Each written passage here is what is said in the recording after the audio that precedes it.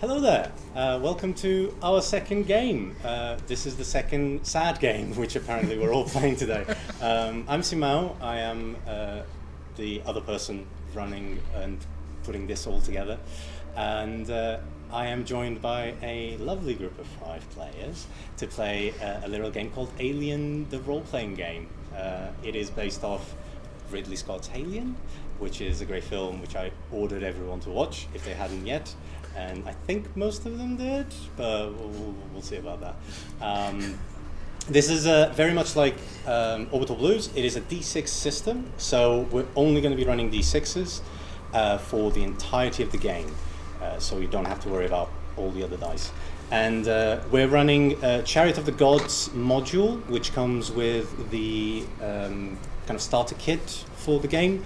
I don't expect us to go through the whole thing today, but it might happen. It was designed to be a one-shot, but it's a one-shot if you have 7 hours to spend. It's like, yeah, great.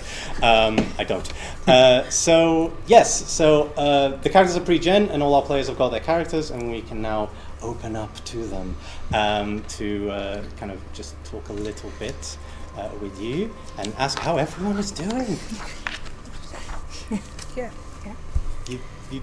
You sound Pumped. great. Pumped, great. A little bit of warning, just for you guys, but I think you guys know, but for the people watching, Alien is a horror film, and therefore the game is also very much a horror game, and especially we might have moments that are very disturbing, psychologically, and there might be descriptions of deaths and blood and stuff like that that might not be your thing. So if it isn't, great, but just to warn you. Great. So are we all ready? Yeah. Yeah? Great. In this game, the person sitting on this side of the screen is called the Game Mother, as a reference to the film. Or GM, which is nice. So I will be the GM for the evening, and I will introduce the scenario that we're in a section called What's the Story, Mother? Oof. You are space truckers on the star freighter USC SS Montero, running the Gauntlet, the trade route between Anchor Point Station and the frontier. Your ship's cargo hold is packed with dozens of tanks of dangerous tritium gas that is in the process of decaying into extremely profitable helium-3.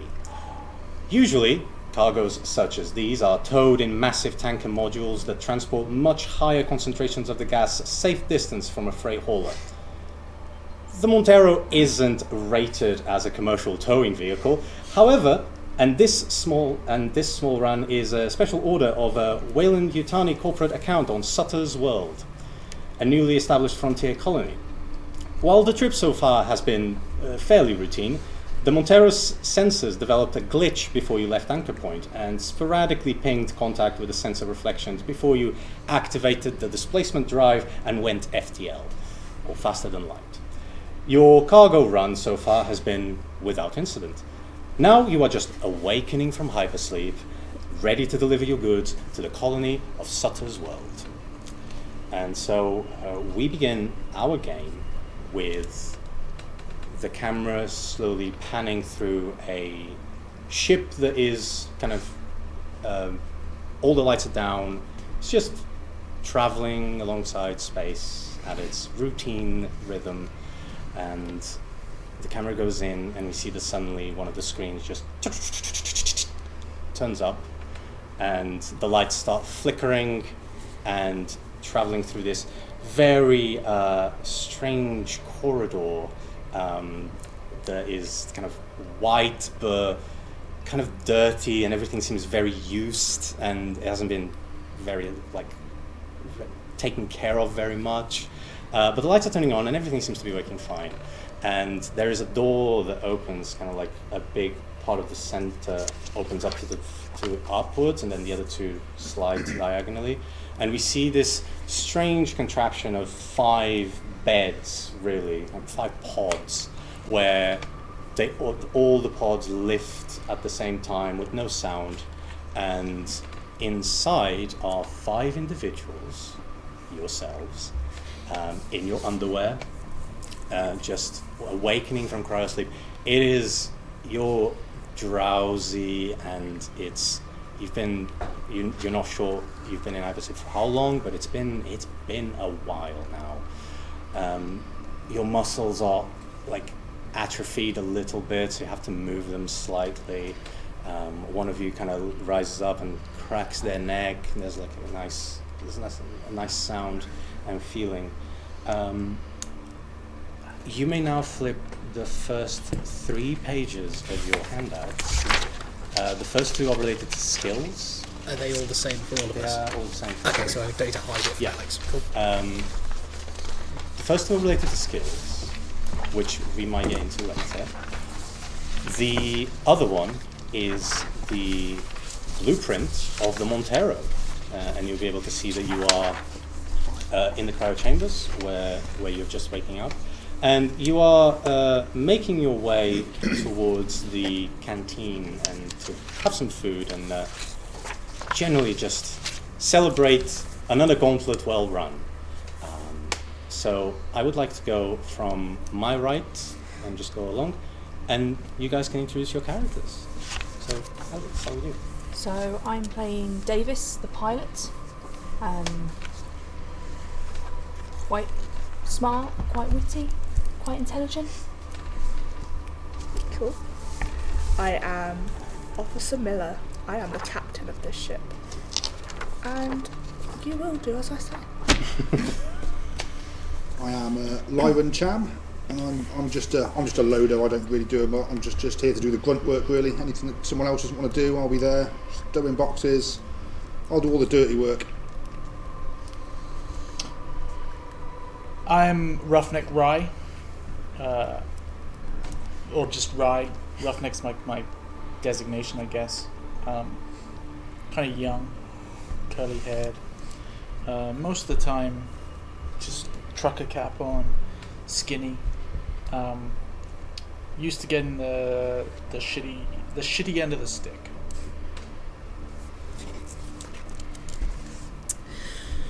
I'm John J. Wilson, head of brand integration, company man. You got a problem? Come to me, we'll circle back to that and find a solution to it. I am your guy, because you guys are what Wayland Yutani really needs. And that's people. Great. You also will have noticed in your character sheets that you all have a signature item. That signature item can be used per act, can be interacted with once per act to recover a point of stress in case you need it. So yes. So you all find yourselves in the canteen, just kind of eating your cereal, your doses of packaged milk, and just getting some protein and some energy and some kind of hydration in you. When kind of like talking and just catching up is the end of a long stay in space, and I'm going to say that Rye, you actually notice as you are kind of eating, you notice that in a small light atop top one of the corridors starts flashing yellow, which means that Mother, the ship's AI, would like to speak with Captain Miller.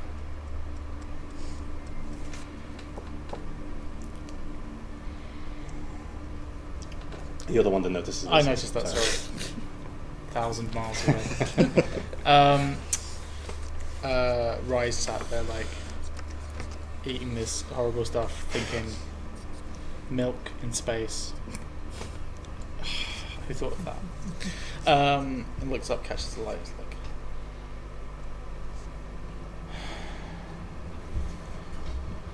Cap, Mother wants to talk. Awesome. So do I just go to a special room or? Yes. So you make your way to this kind of dark, dingy corridor, and you take up these really oversized, almost flash drives, and just pump them in. Put a few switches down. and the door to the mother room opens, which is this strangely almost round room with a bunch of tiny little like orange lights all over. And there is a chair that you sit that has a keyboard to your left, on your left arm, on your left rest, and yeah, you just sit down and you just type in the instructions to figure out what is going on and why Mother wants to talk to you. Whilst the captain's doing that, what is everyone else doing? As sort of Loading up on food. Food is fuel. Plenty of work to do later. Plenty of humping and dumping to do, I'm sure. So yeah, just making the most of this. I believe they call it food, but it's edible. John Wilson, he's checking. I can't remember if Alien has its own proprietary email system. yes, But he has the first thing he did before he grabbed any food is he's got up a terminal and he's going through and checking various bits of correspondence, checking in with the company. You see various little bits of stock levels going up and down. He notes that, and then finally he kind of and gets himself some gruel to go through. Clearly very interested in watching the numbers go up. great. Davis? Enjoying my food. Cool. We then continue focusing on the room with Mother, and Miller. For the purposes of the game right now, I'm going to say the Mother talks, even though that is not the case in the universe, but makes it fun. Good morning, Captain. Morning, Mother. How was your cryo sleep? Restful, I guess. Very good. We have a situation that we might need the crew to investigate. Okay. There has been I have picked up a distress call from an unknown ship whilst we were travelling through hyperspace. It is company policy that any Weyland-Yutani ships in the vicinity are to investigate distress signals of this kind. Per company rules, your ship and your crew were the closest ones, therefore, per company rules, not doing this, I will remind you, will mean the forfeit of all your shares in your job. I am well aware. Oh, good. I will make sure we're on it. Thank you. Thank you, Mother. Screenshots that. Cool. So, I make my way back. See who I can find on my way. So I've got a book. I will be talking to, I presume, either Rai or Chan. Just showing them this graph. It's like, can you believe 4.3% utilisation across the board? We come out of hypersleep and it's like the whole world's changed. I mean, come on, you just can't pay for that kind of synergy. Look, you don't, David, Rai, you don't seem too interested. Not gonna lie, I zoned out for some of it, and the rest of it I didn't understand. Did you understand any of it, Cham? I mean, no.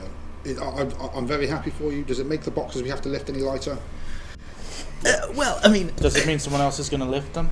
Well, of course, Weyland-Yutani's thinking about all these things, and the first way to make these things lighter is if the company really has its strength, and you know what strength is? It's friends. Well, I'm always here to do my job, however heavy those boxes are, or light, maybe, one day. So I walk in and I'm like, seeing this, I was like, oh, why is it him? Why? Why? But Mother has a new task for us. We have a distress signal from an unknown ship. We're the closest, we need to investigate. Ah, well, that always goes well. Did they say anything about extra pay? I think it's a case of if we don't get paid. What? Standard company rules. It is what it is. Adventure.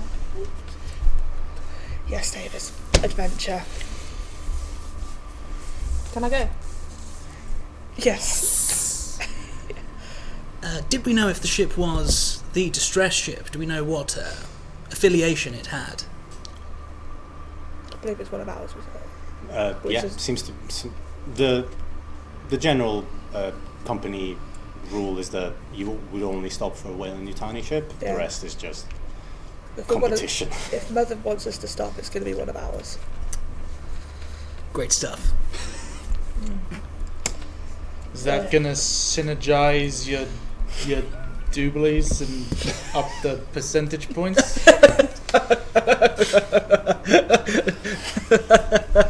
Oh, we kid. Yeah. Well, as you know, it's company policy. It's going to be such good fun. You know, getting out there, seeing another excellent vessel. So I take it you're going to come help us investigate the vessel. Of course, I'll be right behind you.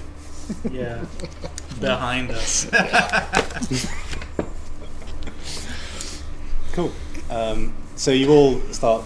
Okay, it's another job. So you all start going into your specific sections of the ship.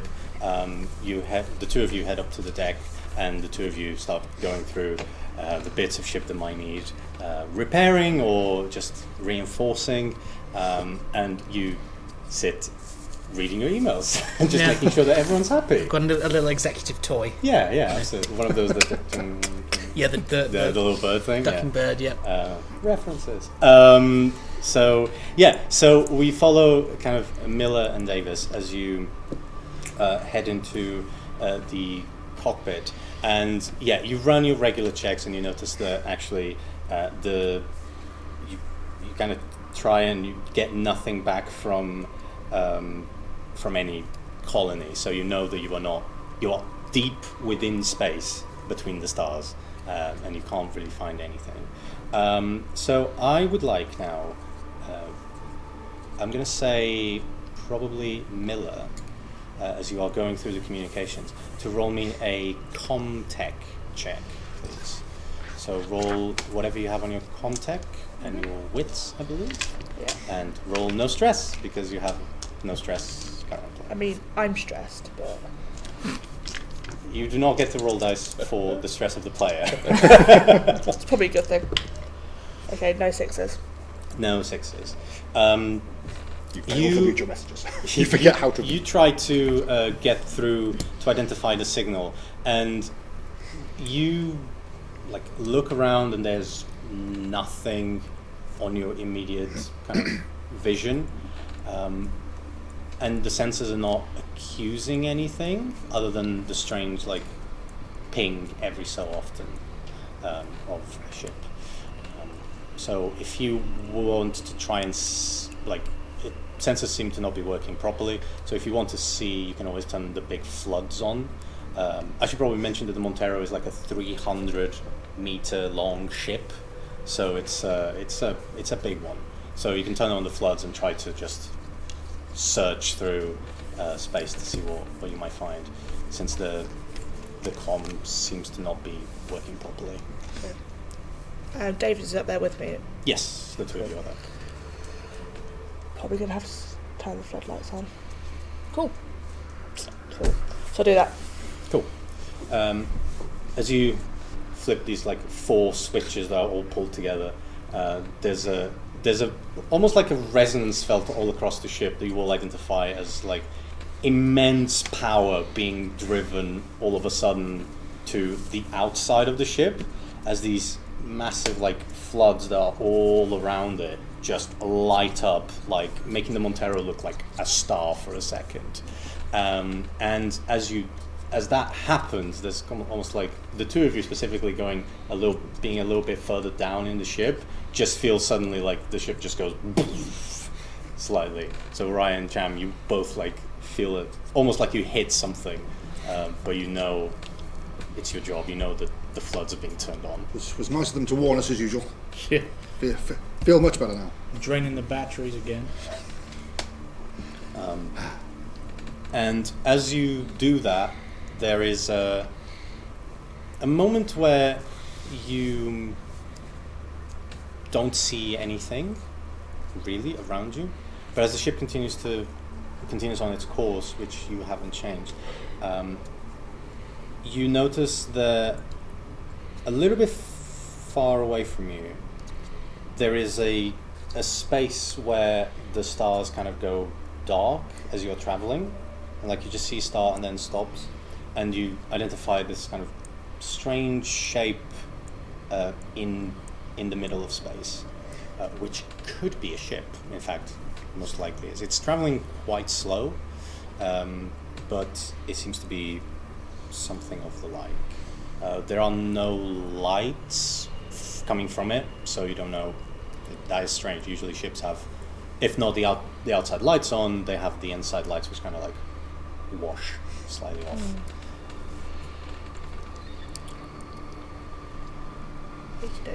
So, well, that seems to be the ship. Shall we head over? Absolutely. Let's go. Roll me a piloting check.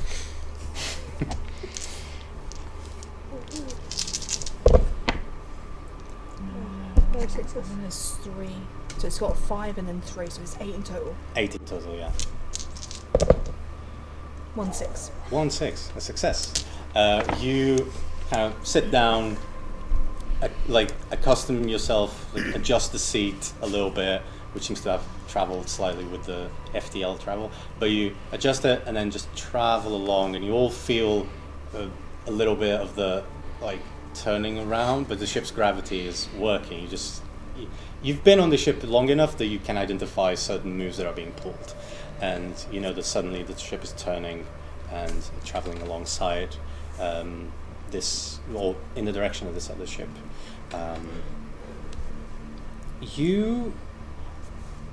As this strange form comes into the limit of the floods, you do notice a ship in your vicinity. A lot smaller than the Montero. It's about a third of the size, I would say, and it's a ghost. You can identify that the ship is going at about 0.4 the speed of light, so it's fairly small for space travel. And you notice that there's no lights outside or inside. It is, in all effects, a ghost ship, just floating along through space with nothing really happening to it. But there is something that, as you kind of come to the window, you have a hard time believing what you're seeing. You kind of have to shake your head, but it seems to be the case. You are looking at the USC SS Kronos, which is a ship that you've heard was launched about 75 years ago and never made it home. Just disappeared off the face of the universe.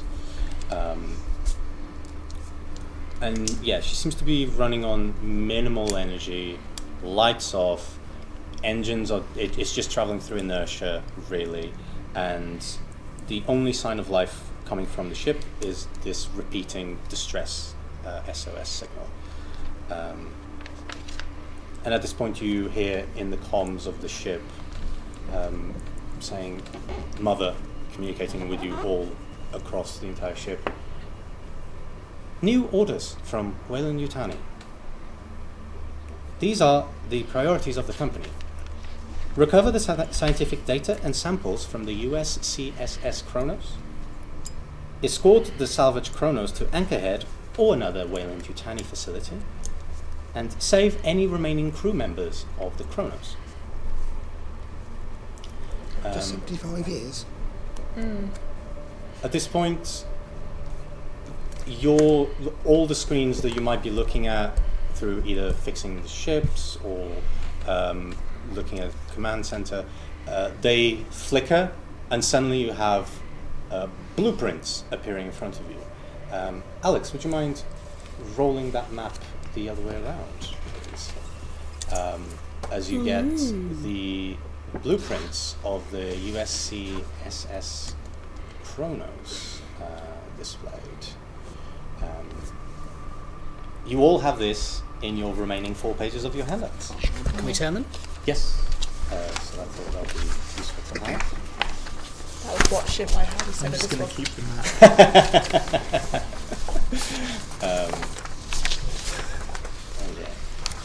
And you can pop it on the table after if you're done. Alex's personal map. It's smaller than ours, yeah? It is smaller. But It's got more floors. it's got so many Yeah, things. so the thing about the Montero is that there's a tiny little bit that is habitable, and then the rest is just basically We've got a storage. cargo store, yeah. Okay, that makes sense. Yeah. So we can have the map up if we want a little bit, so just the people at home can see. I hope I put it the right way up. You did. You did, yeah. The top is here. And while we wait for that, we will continue. So yes, so hey, there it is. Cool. So yeah, so it is now, time to decide what to do about this. The floor is open. Okay. I'm guessing that the captain and the pilot are still at the bridge. I will make my way up to the bridge because I've just heard over the intercom about you said Mother did it out over the ship. Cool. Yeah. Okay, so I'm going to head to the bridge. I'm with them. Unless the two roughnecks made their way up as well. But I'll say. I wouldn't necessarily respond to a message. It seems far too above my pay grade. I'm just here to load and hump and dump. Yeah, making decisions about this is not in Rai's pay grade. Rai will wait until someone tells Rai how Rai is going to react to this. And they will wait. Okay. Frustratedly and bitterly.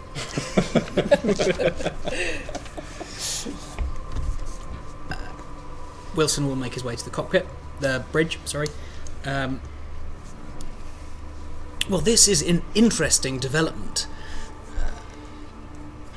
The Chronos. That's a marvellous bit of kit. I take it we're, obviously... Just indulge me. I take it we're heading straight there. No, I thought we'd do a loop first. Well, you do know that would run contrary to... Oh. Yeah. Oh dear. Yes, of course, going straight there. We need to decide who's going to go aboard. Someone needs to stay on this ship. I think you should go over. You seem to know what you're talking about. That sounds like a great idea. I will escort anyone that wants to go over. That sounds like a brilliant idea. Where are the other two? I presume working just as hard as they very much can. Can I use the intercom and tell them to come to the command center so we can actually talk? Yep. The voice echoes through the lower decks of the ship to inform Cham and Rai. You know they're not going to care about our opinion. Why don't we just wait down here and work, and then they'll tell us what to do? But fine, here we go. On our way. Yeah. Always happy to work. At least Will someone is. Yeah, let's go find out what the captain wants us to do. And up to the bridge we go. Okay.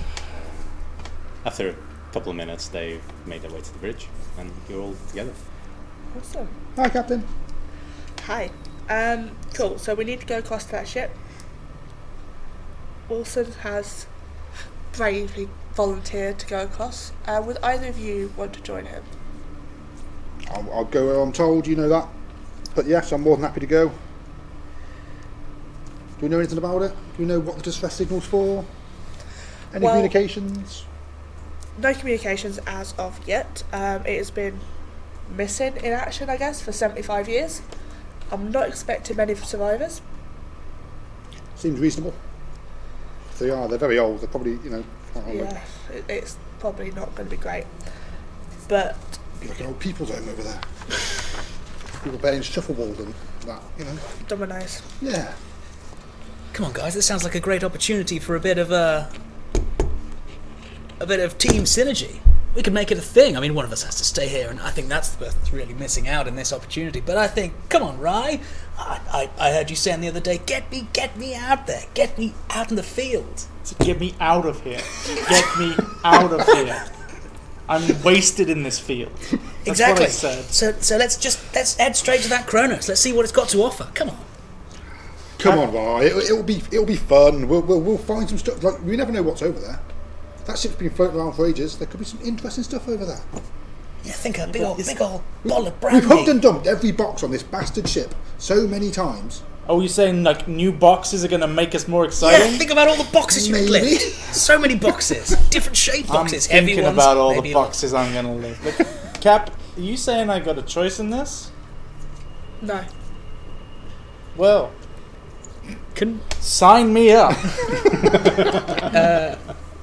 this is somehow Mother. Do we like if we want to? Is this something where we can invoke our skills, or do we just do things and then you ask us to? Because like my character's really good at empathy, but like I'm aware that if I'm just talking, There is the possibility for that. I may, specifically with manipulation, I may ignore the extra successes that you might get, because you can do some stuff with extra successes on manipulation, which is like, just take the agency out of the other player character. So it's like, no. I mean, to be fair, the captain has already done that. Captain's pulled rank. As Outrageous. Chain of command, what's that? But you can try and convince me to enjoy this thing I obviously hate if you want.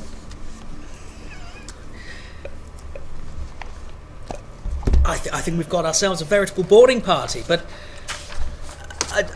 Davies, Miller, you both staying here? You don't want to join the fun? No, I'm going. Oh. I want to see your face. Always the Joker. Just the captain bravely defending the ship. Yeah, well, they have to go down with it, don't they? You don't need to sound so pleased about that. Oh, sorry. Well, they have to go To down. be fair, right, if the ship goes down, our shares and bonus go down with it. So let's cross our fingers and hope for the safe return of the ship back home, yeah? I'm kind of like linked to your paycheck. We never know, though. I mean, obviously that'd be terrible, but we just don't know what the Kronos has to offer. Think of all the potential. Think of all the Boxes.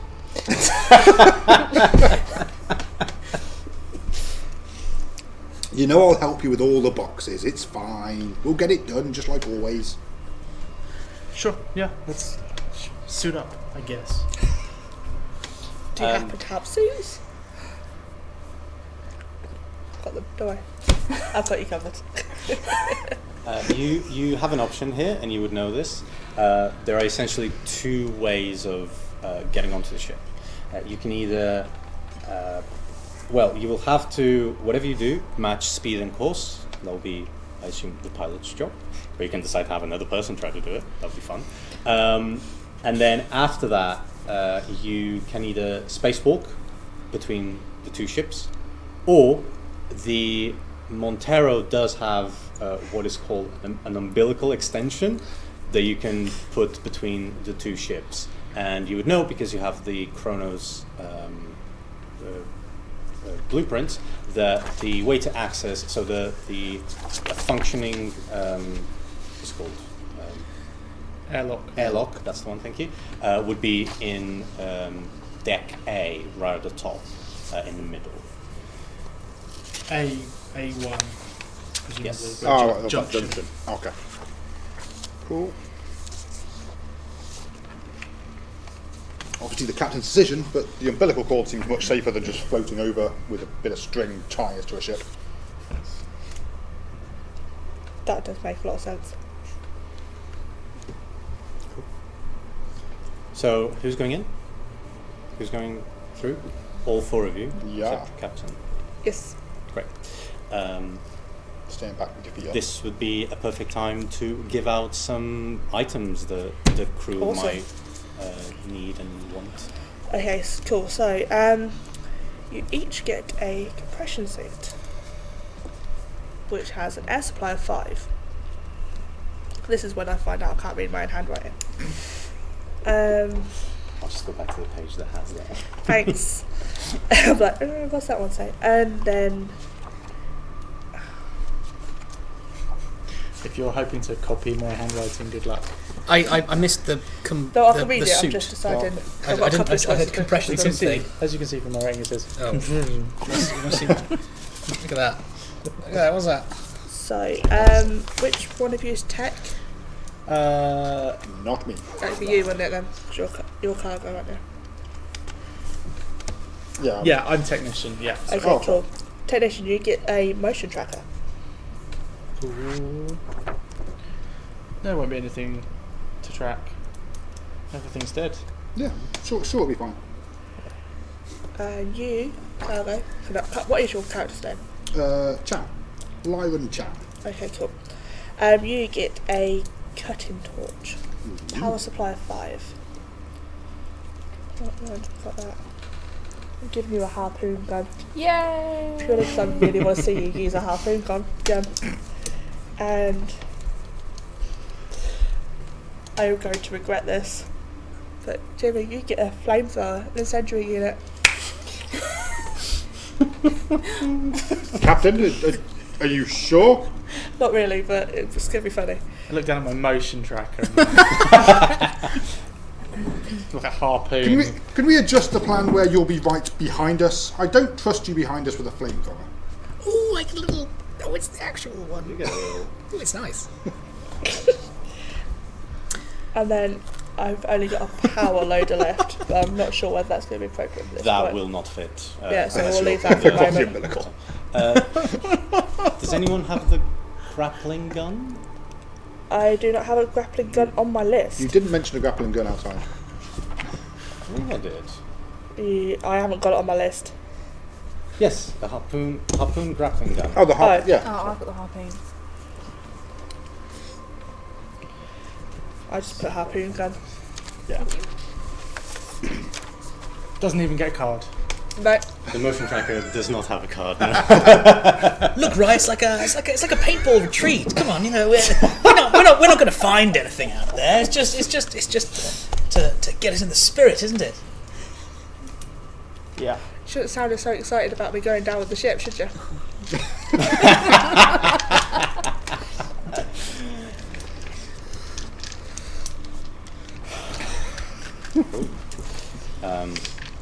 Great. So, as the four of you are putting on your pressure suits or compression suits, we're going to go to. Well, the three of you are putting on your suits. Davis will have to match speed and course with the Chronos. So, go ahead and roll me a piloting check.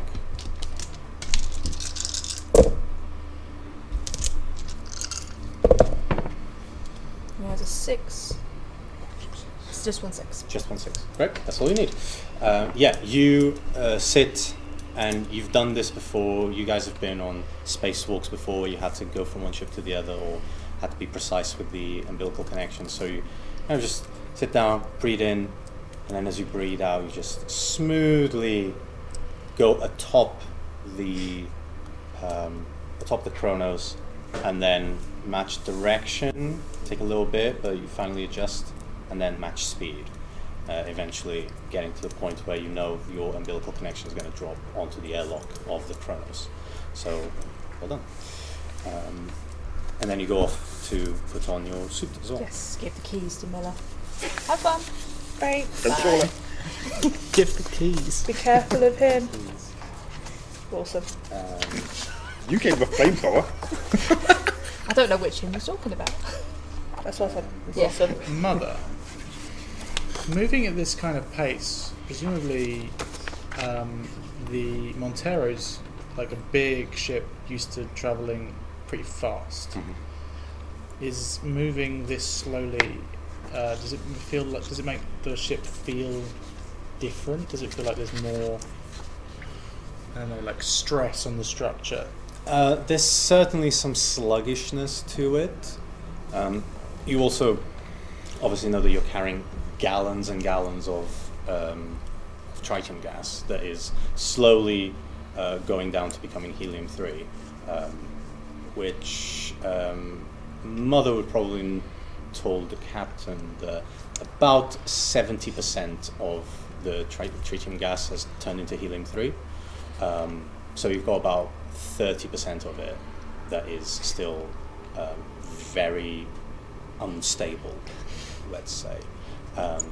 So there is some sort of sluggishness and stress. So like a change in the sound and the vibration Yeah, in the ship. Like especially you would definitely be able to tell. You and Cham would be able to kind of pick up on that as that is happening. Cool. Cool.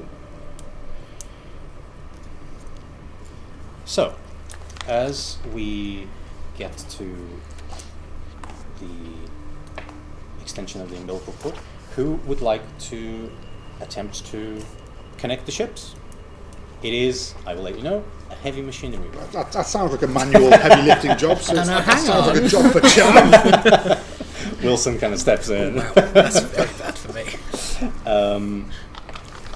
I mean, I can do it, but I'm more than happy to do the heavy lifting here. That's fine. Yeah. Happy for you to do it.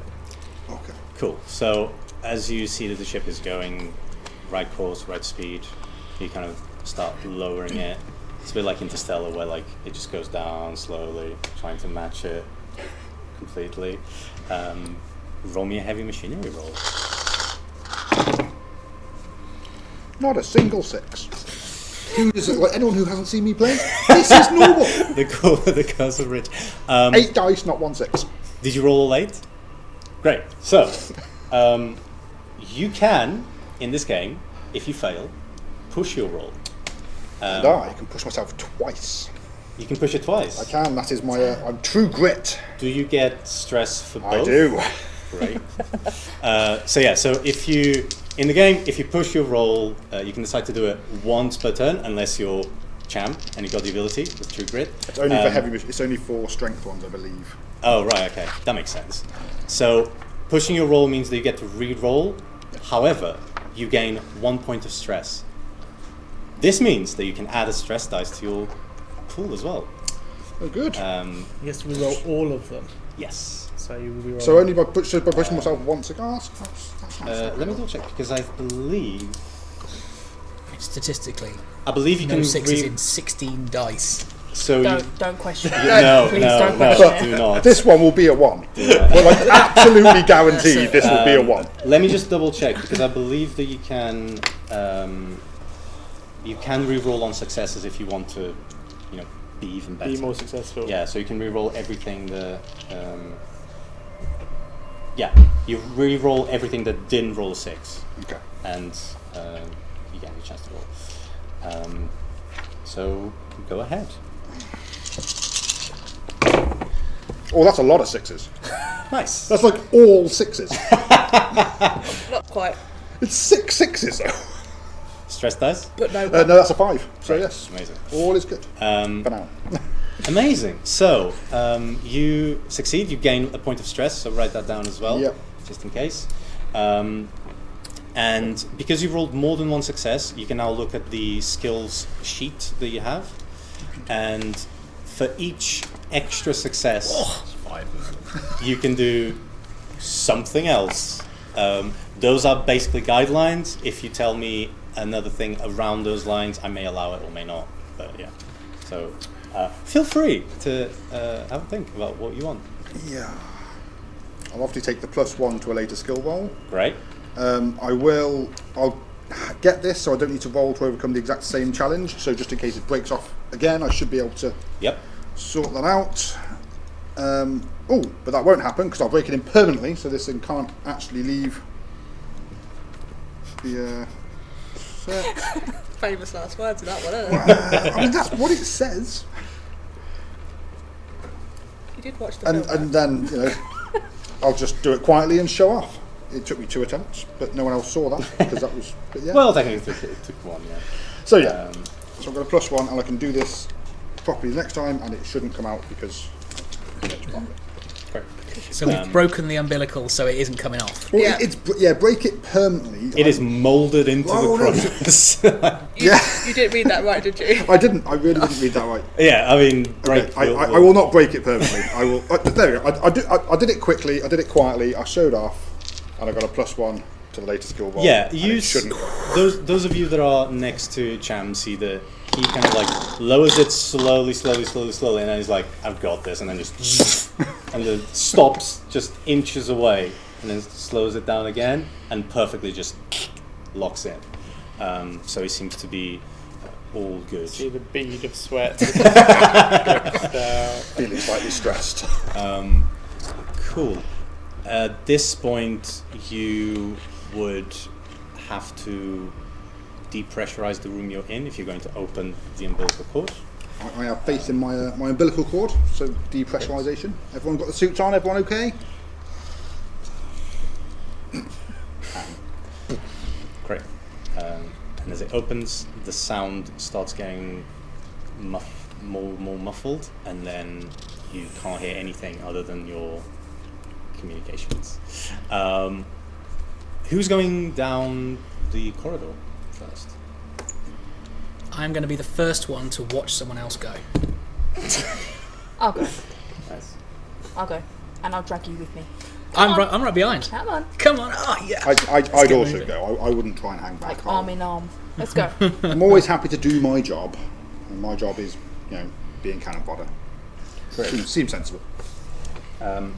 As you head down and you go to open the airlock, Cham, you notice immediately there's something wrong with that airlock.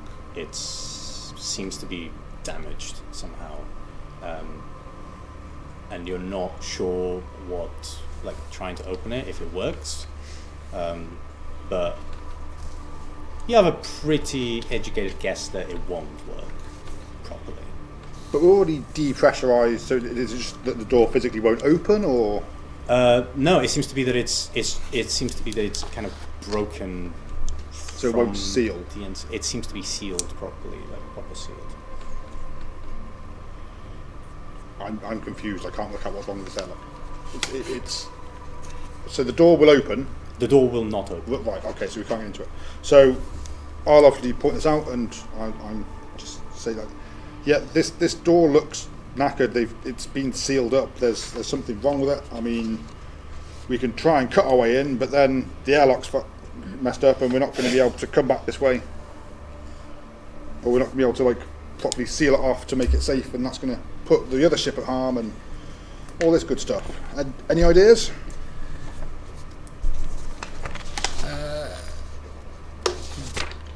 Are we expected to find people on the other, like? Well, no, but if something happens with our airlock and this airlock isn't sealed, and then we all get sucked out into space, including the captain on the ship. Well, we can just shut the door at our end.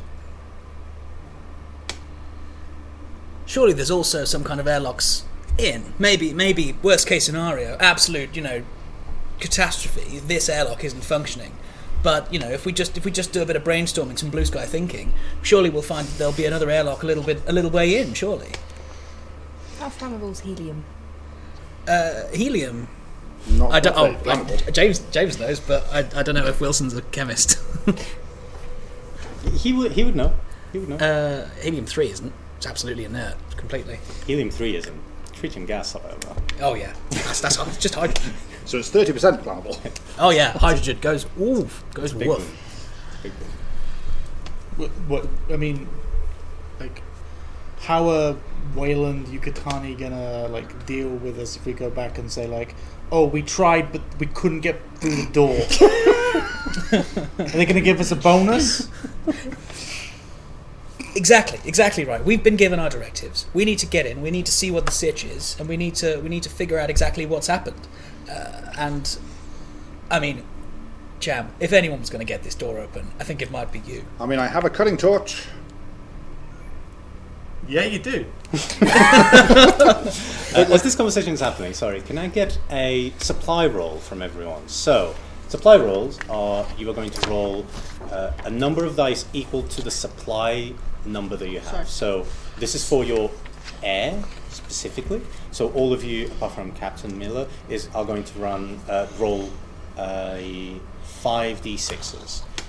You are looking for, I believe, not a 1. But I will double check. 5d6, yeah? Yes. You always roll the same that you have. Same supply you have. I can't see supply anywhere on anything. I think On the compression suit that we got with we got a 5 air compression supply, suit with I think 5 that's- air. Yeah. Yes. So we roll a. If we get, I'm guessing it goes down if we roll a 1. So if you roll 5 ones, you die. 1-1. I mean, that could have been a lot worse.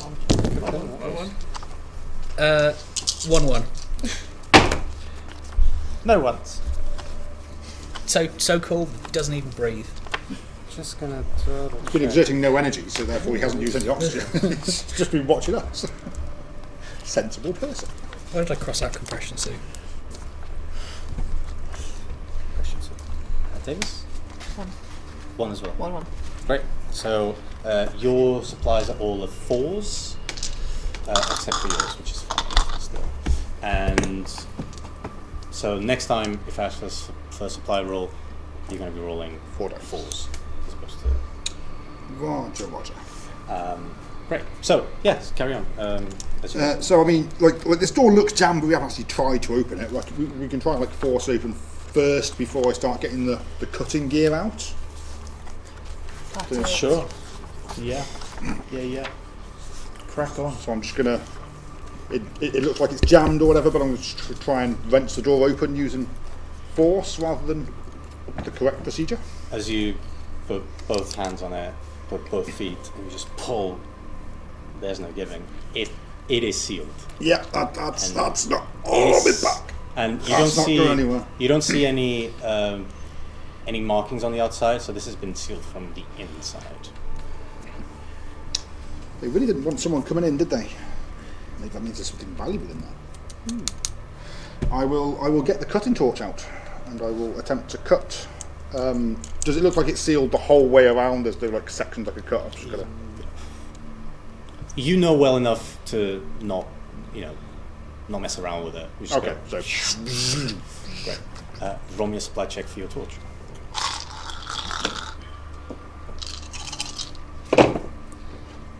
no ones. No and ones. 3 6s, so it works extra well. Great. You manage to get around it and conserve energy. You kind of just go. Didn't even use any fuel. Yeah. And as you kind of complete the whole thing, roll me a heavy machinery roll as well. Oh, with the stress dice. Did you choose to give a +1 to a later roll? I did. So you Is get that related? Is that, So could you I get an extra dice. Is that how +1 that is an extra dice. Yes. looking out for you, champ? Oh boy. 2 6s. So it's 2 fine. 6s. Yep, and that's not a 1. So all is good. there's a few 1s in there. But So yeah, once again you can choose a bonus. But yeah, what you see is that I will keep the +1. nice. What you see is that Cham just goes around it, very precise cutting, and then once again tries what he tried before and just pulls the door off, and inside is a secondary airlock. And you can go in. I do hope every single door in this ship isn't sealed like that. This is going to be a very long journey. You got it though. You can do this. You notice that as you kind of land down, the 4 of you, you notice that there is a ladder in this place. Obviously has another, it's like an airlock that seems to lead down, and from the plans that you have, leads down to decks B and C on your ship. I mean, so our job is to find survivors and find the data, which I'm assuming is going to be in the science labs on the next deck. But looking at these plans, the mother thing's just up there. Is it worth seeing if we can get any information out of what happened? While we seem to be right next to it. Sure. Rye's gonna head towards the intercom and see if it has power. Great.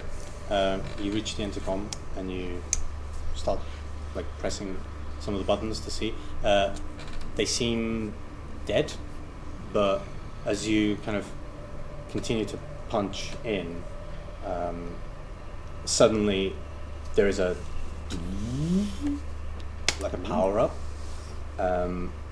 and you specifically realize that there is something coming from underneath you, and from the plans that you had, you think that's coming from the reactor room. So the reactor of the Kronos has been activated.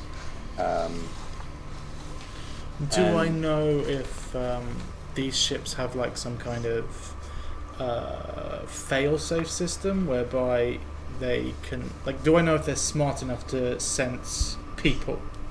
Yes, you would know. There is 75 years ago, so there is a version of Mother on the ship, probably, which is, you do the quick math, and it's probably like Mother 2000 as opposed to Grandmother. Mother XP. Grandmother, as opposed to like the Mother Vista. 6500. Yeah. It's the, Not Vista, anything but Vista. yeah, it's not that good a Mother. We don't talk about that one. We're screwed. Nothing will work. And you do notice the sensors on your suit for temperature start increasing slightly, and you hear the mother from the ship just activates and says, "Power up online. Life support systems disengaged." Engage life support systems? Oh, I'll say that to the intercom. Ah, well, worth a try. I need to get these bloody suits off. They're so uncomfortable. So you said the blueprint. These blueprints were sent to us by our mother. Mm-hmm. So we know the layout of the ship. Okay. Mm-hmm. Wilson, you would understand this slightly outdated lingo from Mother to be the life support system, specifically meaning the cryo beds.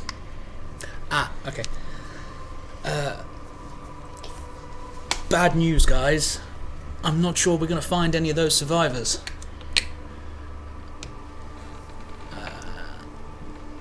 But look, I studied a little bit of this old tech.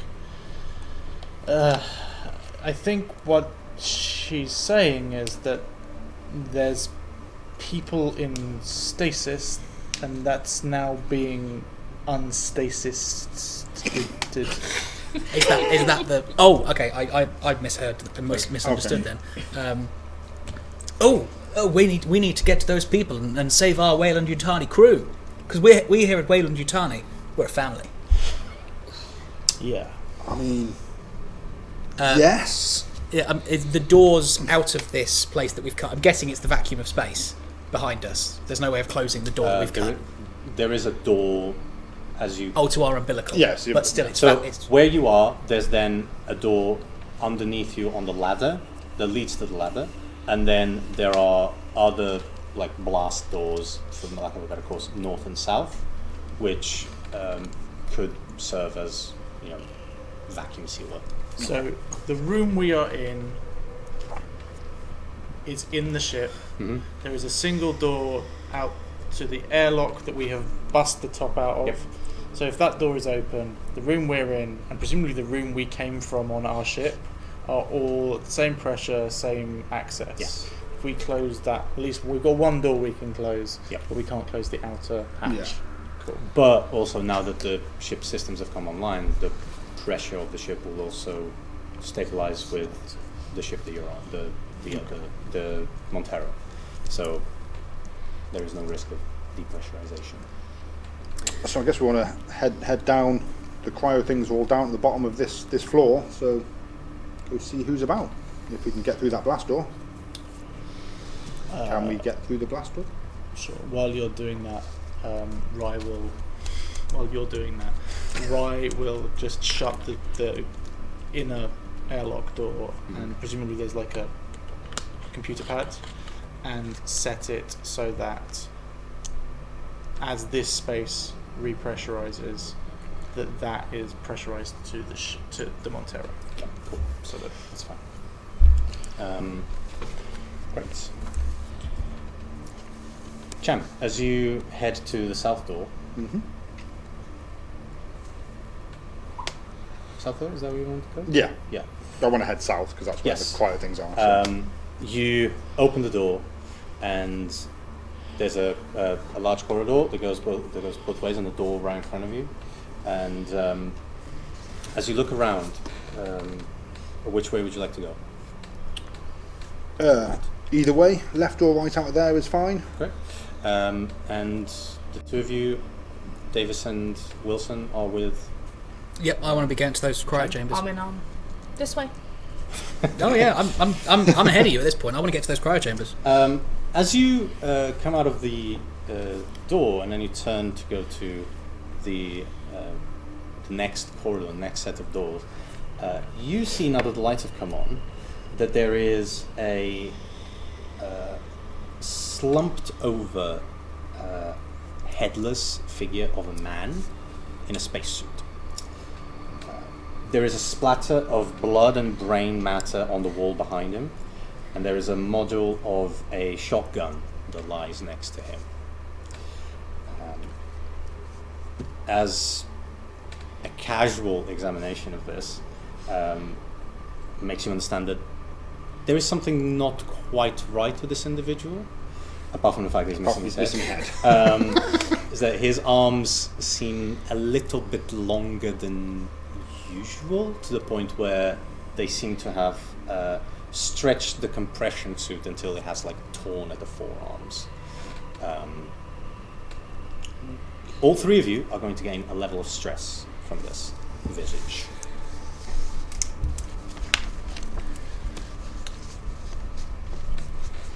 Is there... I mean, I'm a little bit creeped out, but priority is survival. Is there any air in his spacesuit that we could No, it's take? been ruptured. Oh, okay. Doesn't have a head. Yeah, but then There might be a take- separate air tank. yeah, that maybe we it's like seal with that off. thing you can do with a banana, where you put a pin through it and you cut it from the inside, but with a shotgun. You put it, you work it in. Pull the trigger! Pull the trigger! You're telling me the air in the suit is somehow kept away from the only part of human anatomy that is designed for the intake. Sounds of air. useful. Maybe there was a spare tank on the back. That's what I was going for. No, there isn't. And I need another supply check from the four of you. With the stress we now have. Or just Supply checks do not have to stress roll. great. No ones. No one. No one. I thought that was a 1, but it was a 6. A 1. It's difficult because the 6 is Yeah. small. Okay. It is small, yeah. It is small. They look so alike. Davis? 1-1. 1-1. Okay. So you are down to 3? Three. 3, 4, 4, 4. Amazing. I mean, is the shotgun serviceable? Seems to be, yeah. Does it have any ammo? It has 2 shots in it, and there seems to be, well, do you try to see if there's any other shots on him? Yes. Okay. You find 4 extra shells. Okay. Right. You seem to be a little bit weaponless when we came over here. Do you want a dead man's shotgun? It's a great name for a shotgun. Yeah. Was the person's hands around the shotgun? So they like stumped against a wall. Does it look like? I mean, like the inference here is that they blew their own head off. Yeah. Is that what it looks vaguely like? It definitely looks Okay, like that. cool. Yeah. The way that like the body is against the blood and brain matter. Okay. Cool. Fine. Yeah. Leads out. Okay. To make his arms longer to make it work. It's Yeah. I didn't know if it was like one of those like very very well observed, James, because the shot's in the back of his head. Alien meets Poirot. Yeah. Just one more thing, Mr. Xenomorph. Just one more thing. Little did you know. That's Columbo. That's Damn it. Columbo. So yeah, shotgun with 6 shots. My wife's a big fan of yours. Yeah, I'll take the shotgun. Kind of looks around like, yeah, sure. I mean, Better to have it and not need it than need it and not have it. That's my motto. true. And did the last guy such a good job, so I'm sure it'll be great for me too. Well, maybe he was just sad.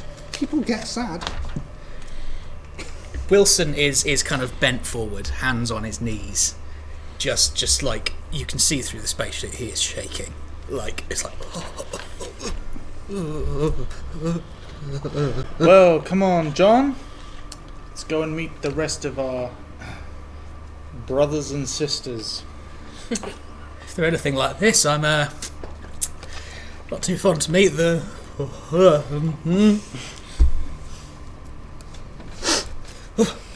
Okay, let's go. Cool. You continue to make your way down the corridor. Yeah. Eventually arriving at the door that leads to the 3 cryo chambers. That door specifically, you walk and you observe with the lights of your suits that there are some claw marks on the door. That doesn't seem normal. Around the edges specifically, as if someone's trying to scratch its way in. Deep Right. claw marks, like something, because a human couldn't scratch metal, or it would be much different. They are deep enough to get so- into the metal, yes, Oh, sugar. but not deep enough to completely Okay, yeah, so probably not a human. probably open. Context. Mhm. Space is full of things that are scary and are going to kill us. Oh, you are aware that the alien life forms are a thing. Yes, it is. It is well established in the universe that they exist. It's not like first contact. It is not first contact. Yeah, it's the fascinating thing about the film Alien, where they're like, "Oh yeah, alien life forms are a thing. Clearly, like we know about this." And it's like, "Oh, cool." And yet you behave like this. Then no one bats an eye. It's like, oh, okay, I guess that's fair. While they're over by the door into, looking at all of that, Rye will have spotted off to the right that there is an access terminal, and will be over there doing some data analysis. He's interested in particular, or they're interested in particular, about. No, not interested in that at all. They are interested in what's going on with the engines, because they know that one of the things we need to do is to escort this. So they want to see whether there's a chance to get the engines up and running, because all the rest of, if we can just get this ship moving at the speed that it needs to be moving at, then all the other boring stuff can happen whilst that's happening. So that's what they're over there doing. Some good logic there, Vi. Cool. So, Just one thing. These cryo tubes that are failing. Do we know roughly how long, Mother? I mean, they said disengaging, not failing. So I just figured they turned them off because we were here. Yeah. you know that you've got. They usually take about 20 minutes. Oh, okay, 15, cool. 20 minutes to. It's not like people are literally suffocating in there. No. Okay. Roll me a comms tech check, right? With my stress. Yes.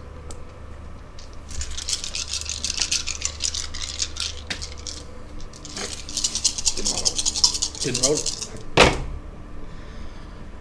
That's not a 1, and those are 3 6s. Nice. So you can look at your skills and do something extra. I would like some new or unexpected information. Mm-hmm. I would like to not have to roll again to do whatever it is I just did. I guess find out more information about what's going on with the engines. And I will take +1. Great. You go through the logs, and there's some security that you have to punch through, but not a problem. You completely This was hacker training. Yeah. Just backdooring our way into this. Yeah. The 75-year-old tech is like, Sure. Can you hack the Commodore 64? Yeah, this is open source now. Yeah. You get the information that there are 3 main things that are not working full on. The first one is that the comm array needs to be fixed. That will, require a spacewalk. You need to... The engines are busted, so they need to be fixed outside of the ship. So they do require external repairs, spacewalk. And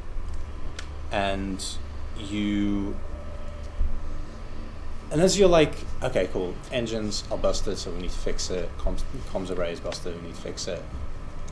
You notice that there is an unusual amount of stress and energy being channeled to the reactor room. And you get the sense that a ship that's been traveling on its own for so long, reactor rooms are something that requires constant cleaning, pretty much. A ship that's been around for 75 years without the reactor room being cleaned up. Oh boy, that might need some sorting out. And the final thing that you get is that the air scrubbers don't seem to be working properly as well. But that you're pretty sure can be fixed internally. Cool. So we might need to clean up the reactor room, spacewalk, air scrubbers. Whilst whatever else these guys are doing goes on, you can see that they pull up the schematics of the ship on here as well. Do we have like a little computer our own? So they've got them matching it to the ones that Mother sent through, and they are just spending all of this time kind of like working out how many spacewalks we need to do, where the exit points are, can we do this in one go? Is it going to require a few people? Working out where everything else to achieve all of these engineering tasks are, and not paying any attention to the finding of people or scratch marks. Cool. The other 3, whilst Rye is doing this, Trying to get the door open. Okay. Opening that door is going to require you try to punch in the codes, doesn't seem to open. It seems like it's going to require a brute force to open this. So that will be a heavy machinery roll.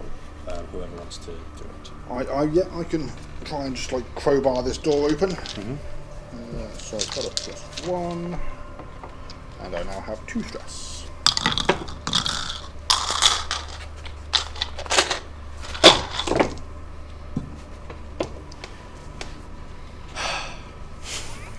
Not a single 6. Are you going to push it? So I will push myself, because I'm going to get this door open. Role-playing games indoors, man. It doesn't matter the system, it doesn't matter the setting. I mean, that's, again... oh yeah, you did roll your extra... That's a 6! Nice. Okay. So it only took me 20 dice, 20 d6s, to get a 6. Someone do that math. Okay, so what stress are you on? 3 now. 3. Yes. Great. So you... No, it's not.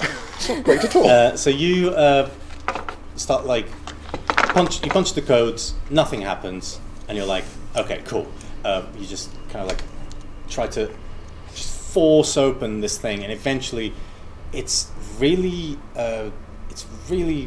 rough to do, but you kind of put all your weight into it, and suddenly there's and you then can move the pieces of the door individually apart. Whilst this is happening, Captain Miller, you are sat on the bridge, hearing the communication from your crew members, for a little bit, and just generally seeing how everything is. You hear the panicked Wilson all of a sudden, and you do kind of like, sorry, there's what with long arms? What? So you are just sitting. What are you thinking, and what are you kind of considering right now? I'm just thinking that it's going well because I've made Wilson be sick. So I was like, yes, it's a little win. Mm-hmm. You got to have your little wins. I'm just annoying. It's just and it's annoying. Like, yes, I'm like, trauma. yes, trauma. Stressing them out.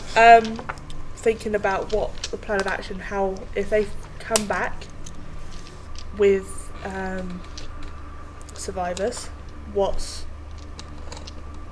going to happen, because we don't have the space for survivors,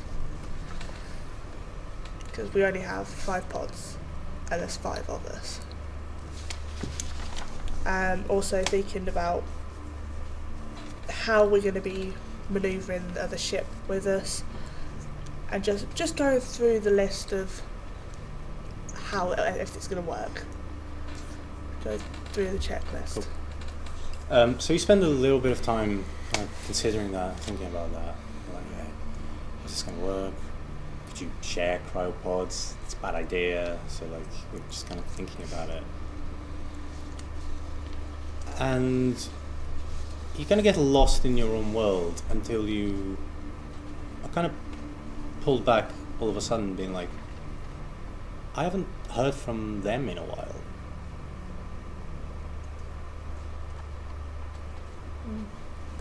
They've gone quiet. I'm going to try and reach out. Be like, hello? There's no reply back. Roll me a contact check. Cool. Got a 6. Got 6. The line seems to be dead, but specifically because of your success, the line seems to be dead on your end. She says a not polite word. So we're not after watershed yet. It's 9:30. We are. Just fuck. Shut it down. Shut the stream. Awesome. Yeah, it's just like, oh no. Cool. Can I see why it's shut down my end? Can I try and work out if we're just running out of juice or something, or someone shut it down? You tried to like check what might be going on, and eventually you reach out to the section of Mother on the bridge, and it's at that point that suddenly the lights on the ship start like shining burning orange and just kind of rotating, and there's a blaring alarm, and you hear Mother's voice through the communication saying, displacement drive malfunction, cascade failure imminent, fission reactor overload in T-10 minutes. I should have kept Rye over here. Should have kept him. Mark up +1 stress. Awesome. Why would that stress you out? Perfectly normal.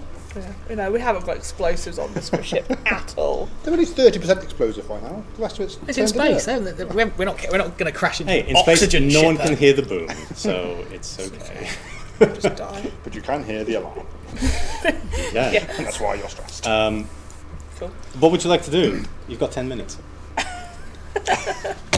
Okay, cool. I don't know. I'm not good at thinking on the spot. Miller would know a couple things that she might be able to do. She can try to go to Mother and try to stabilize the core. Okay, yeah. And you can try and ask to stop the countdown. and there's a couple of things you can try to do. Okay, cool. So I'll go to Mother and see if I could stop it. Cool. You kind of panically run into Mother's room, and you start to like type in the information, try to get what is going on, and Mother says, "Can I help, Captain Miller?" Can you shut down the... Can you stop this? I'm sorry, Captain Miller. I'm afraid I can't do that. Why? The reactor is unstable. Okay, cool. Do you have information on how I can restabilise the reactor?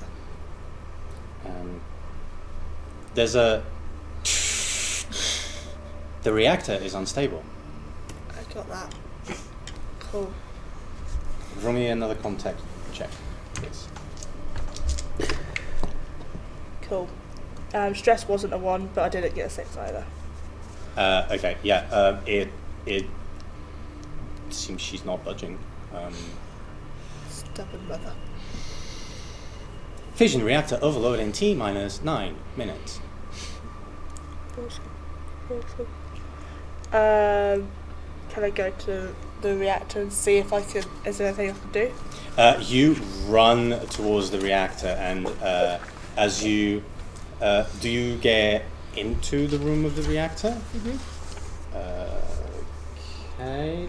It's always great when he leaves. And you never come out. Yes, rules for radiation. Because that is a thing. I wondered what those boxes were for. I'm I didn't even think of it. I'm doing well. Okay, cool.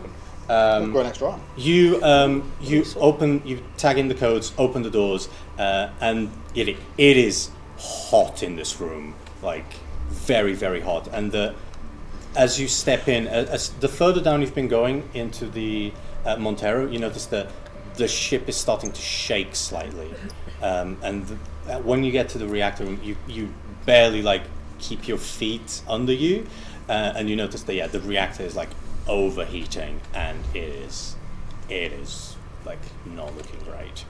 Okay. Cool. Thanks. So I'm looking at it, I'm like, yeah, that's not great. Not ideal. Divert the radiation through the main deflector dish, and that'll fix it.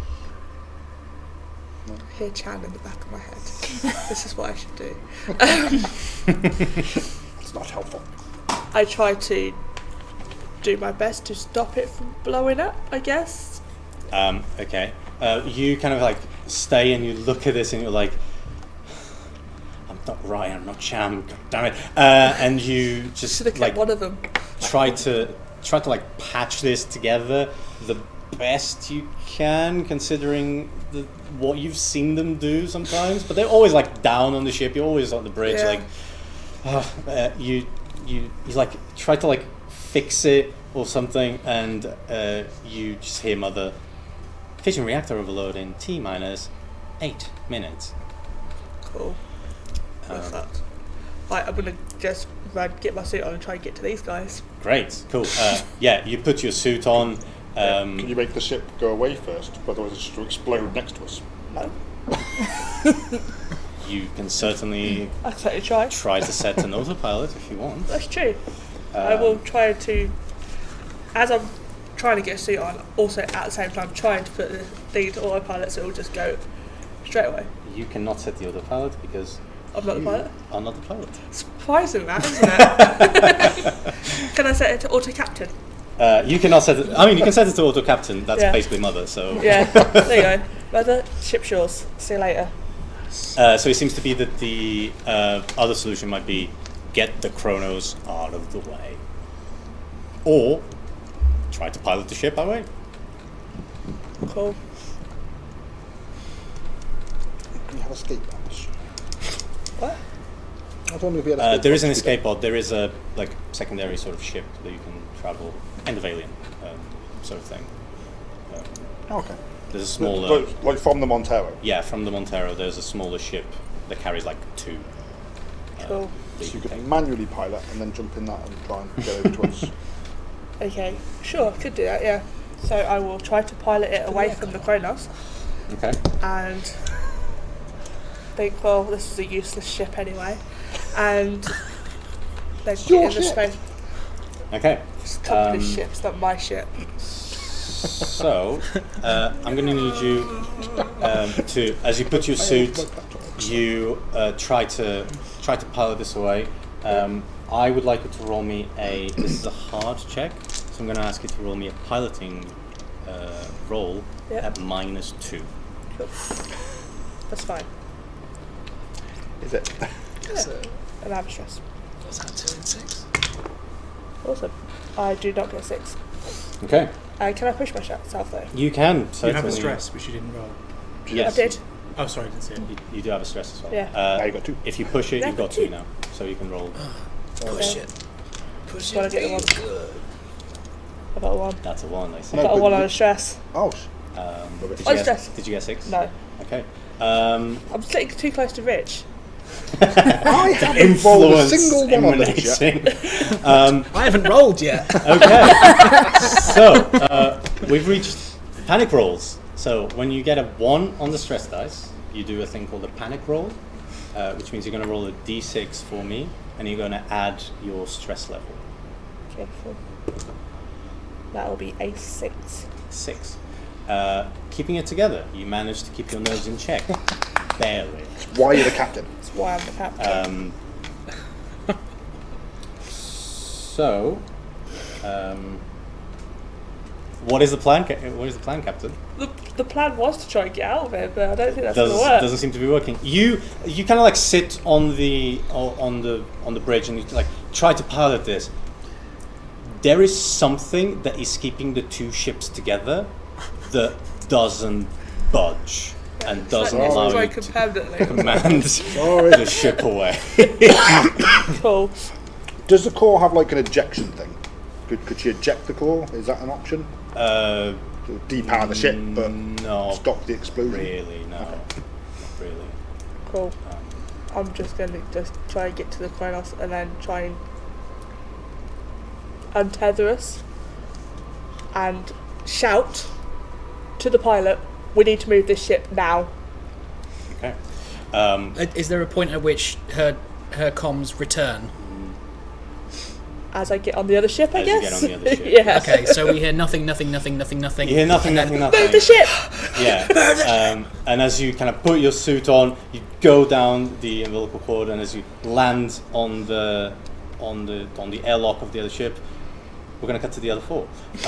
As you are kind of opening the doors to the cryo chamber, and you notice that the members of the Kronos, which are 17. Sorry. There's 17 of them. So I thought that was what you were going for. I don't know. They are not 17 though. They are. Well, at least 16 now, because one of them got his head blown off with a shotgun. Well, here at Wayland Yutani, you don't need to be alive to be part of the crew. There are. You see, as the kind of ship, as the people come up, you see 5 individuals standing here. You see someone. They all kind of like, much like yourselves in a couple of hours ago. They are rough, like dehydrated, really, really sleepy, and just like they are trying to get their limbs to move, the limbs that haven't moved in 3/4 of a century, to like try to get some flow of blood into them. And there's one of them that kind of looks towards you. This Sorry, are we in 1, 2, or 3? you are in 2. 2. Cool, thank you. Right, so all 5 people are in 2? Yeah. So we haven't looked at 1 or 3 yet? Nope. Okay, lovely, thank you. You can look and you see that the other 2 are empty. Okay. So this seems to be the remaining crew. There is this individual kind of looking a little bit dishevelled, male with a beard, kind of a long beard at this point, very dishevelled hair, kind of like looks at you and says, What? What's happening? Do they? You said they look rough. Is it the kind of thing? Could I go and administer first aid to them, or is it not? Yes, you can definitely. Okay. Yeah, you can definitely do that.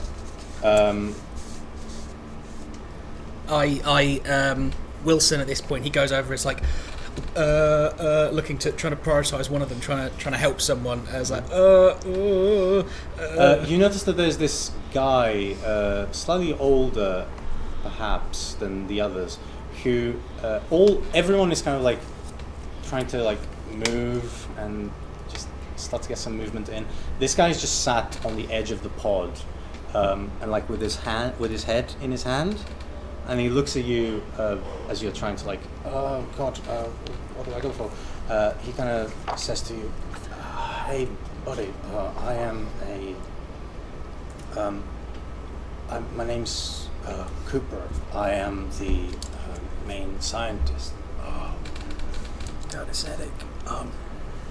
If you can help me, I can help everybody else as well." Of course, yes. Let me just remember my first aid training. When did you turn it? Okay, yes. I'm going to try and administer first aid in whatever way I know how. If it appears that he's, like the whole raise their legs if they're what and everything. Can I stick my head into the examination room and see if there's a handy med kit there, as it says there is on the map? Yes, you can. And you kind of like make your way to Cryo 3, which is completely deserted, completely empty. You check the examination room, and there seems to be a couple of sort of medical supplies here that could be used to help. Yeah, I'll just grab like an armful of whatever I can see and just bring it back and hand that over to you. Great. Go ahead and roll me a... I just wanted to roll something. Yeah, it's fine. Go ahead and roll me a... first aid, or medical aid. Medical aid with a +1. Okay, that'll be 7. Nice. Plus your stress. 3, 4, 5, 6, 7. A stress. Oh, lovely sound. 1 6. 2 6s. Does that count as a 6? Yep. Yeah. Oh, I didn't know. Okay, 2 6s. That's why. Cool. That's why it's good to have stress. I haven't rolled it. I didn't know. Okay, so that's 1 6, and then I can choose to do another. For medical aid, it's slightly different. They are going to kind of gain health points equivalent to however many extras you got. Or however you got. So you got 2 in total? 2 in total, yeah. Just going to recover 2 health points. Great. You go to help him, and everyone else is kind of like tending to the other people, seeing how they are, trying to like help them move. And you go to this guy and you like inject him with a little bit of... I'm thinking like a painkiller. Yeah. I'm thinking like a painkiller. He looks groggy. Something like, I don't know, some IV fluids if it's got that. Steroids. Speed, yeah. That's... Yeah. Kind of inject him. And he feels it and he's like, oh, that's nice. Thanks. What's your name? I'm John J. Wilson. Wayland Yutani. What is my title? Oh, it's just Wilson. Liaison. Company liaison. What happened here? I feel like need some food, and he kind of gets up, but his legs completely swoop from under him. Can I try and catch him? Yeah. You kind of like grab onto him. Just like step back. For what's in for? And he's just like, oh, thanks. My head's not right. Where are the others? And he kind of looks around to the rest of the crew. What are the 3 of you doing?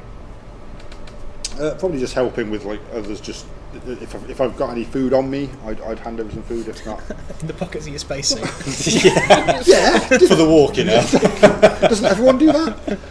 No, so fine. I'll just be like helping people to their feet and leading over to a bench or whatever. There's the examination room that I got the med kit from. I'm assuming there's like beds and seats and things in there, and just generally attending to people. I'd also like to keep an eye out to see what medical supplies are where, just in case. Yeah, well, the examination room will have some stuff, but you would know from the blueprints that you got that the med lab is also available, but you'd have to travel there, which I believe is on deck. I'd also like to logically think all these people have just come out of these things and presumably are not in spacesuits. They are not in space. They are in. I would they are take in my underwear. spacesuit off. Yeah, they are. In It's underwear. clearly safe over here. They're not dead. Seems fine. Yet. Yeah, so Cooper looks at the state and of people doing it, and he looks at you, and he says, oh, "How long?" You might want to sit down. Is it Doctor or Mister or?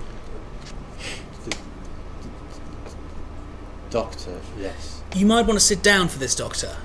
And I kind of guide him down. Say, you've been out for a very long time indeed. We got your distress signal.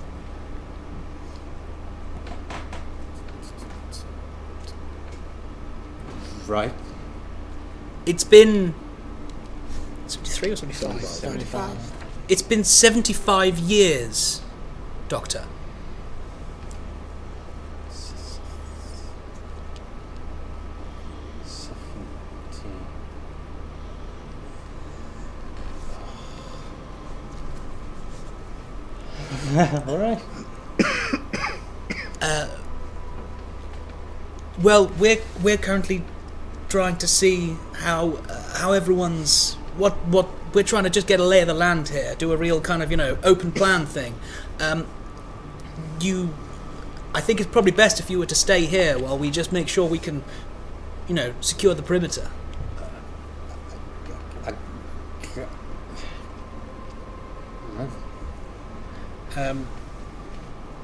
I think with that, Wilson's going to kind of, unless he's forcing it, he's going to try and get this guy to properly sit and lie down.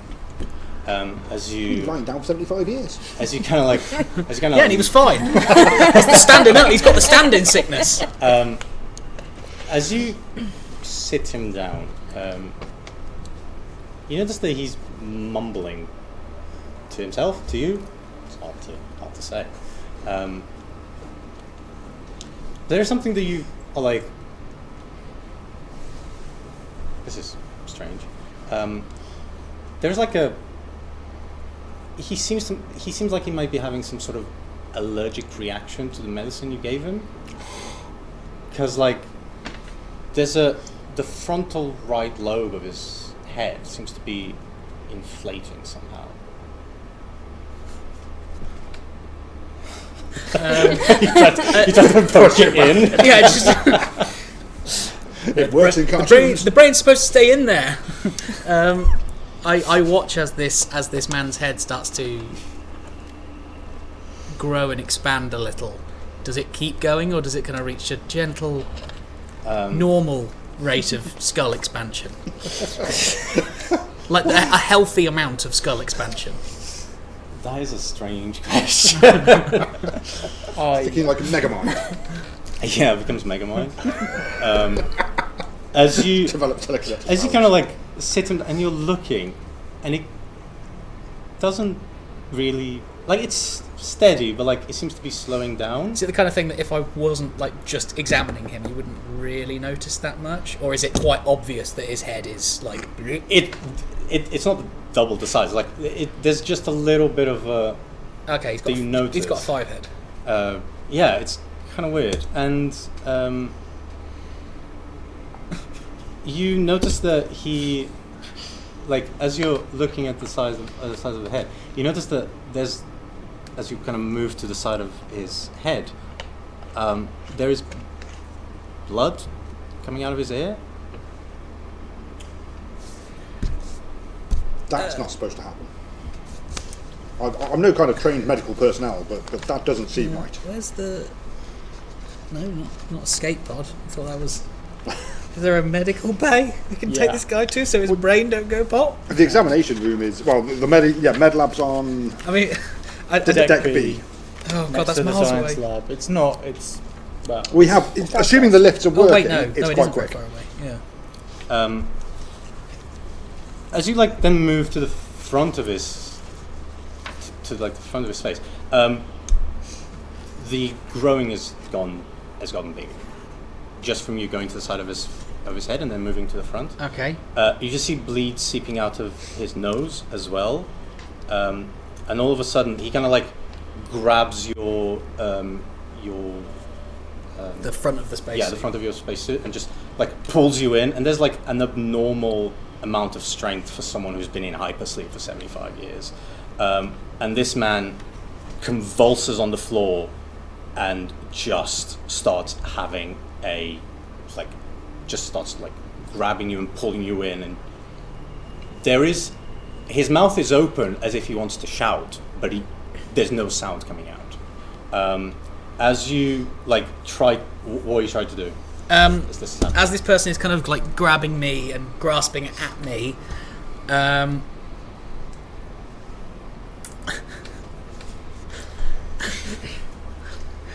I just read my skill and it says manipulation. I thought, I'll just manipulate them, and I was, no, it means the other type of manipulation. It's reasonable. Yeah, just empathise with them really strongly. I know how you feel to be having your ear bleeding. I am going to... I don't think this is going to be good. No. I would like to shout out to Rye. Mm-hmm. I have the talent personal safety. Mm-hmm. I don't know if... I don't know how this works. I'll give you a minute for you to read that and figure out how the three of you reacting Cham to this. is putting his EVA suit back on, so maybe that's what caused that. Yeah. Rye's not there. Rye's still out You're at the panel in the okay. corridor outside, within shouting distance. But they came in. They were like, "Oh, a technological problem. Cool. Yes, go and talk to some people who have been asleep for 75 years. Mm-hmm. That sounds thrilling." Recovering survivors is one of our core missions. Well, maybe they'll all be dead because you woke them up. We didn't wake them up. The ship woke them up when we got here. Can I just try and do what I do best and retreat, scrabble away, get out of there, use my mobility, Okay. and just I'll let you roll in a second. I just want to figure out. Cham, you're putting your AV suit back on immediately. Oh, gotcha. Davis, what are you doing? Can I shout at the other four, Yep. saying, "Is this normal? What's he allergic to?" What What's you going on?" notice is that as this starts happening, the crew of the Kronos takes a step back behind the cryo tubes. Have they seen this before? I do not. ask I why look I'm putting over my on EVA one, suit. and I just I'm not listening. What's going on? They are just fixated on Cooper. They're just looking at him. Fitting. Yeah. I will. They seem to have seen this before, and they seem to be having a shut down immediately. Right. Headphones on. Yeah. Yeah, need your help Now. now. All right. Comes around the corner with the shotgun. As you turn around the corner with a shotgun, there is a and you hear what? Me shouting, "We need to move the ship now!" Which ship? That's the one we're roll on. me a mobility check. Yeah, I go, yeah, come in! And I'm going to go 1, 2, 3, 4, 5, 6, and a stress.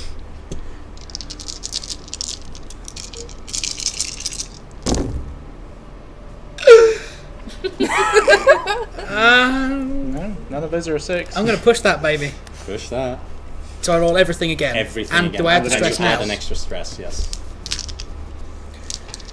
It's unlikely that I'll do that again. Do not say that. What? 6. 6. Great. Just one. You If I get another one, do a backflip or something. you do something cool. You show off. I think it's specifically. Oh, one of the I things. pin an enemy down. That'd be. Oh, that's range combat. Yes. I impress someone. I don't do that. No, I just scrabble out and run to the door. Yeah, you kind of like scrabble, and you're just like on the floor, Like just doing that like, thing with yeah, the back. moving back. As you just start to move away, there is a sickening pop and bloody splash as the eyeball of this individual just jumps up, hits you in the face. At the front of the Yep. EVAC.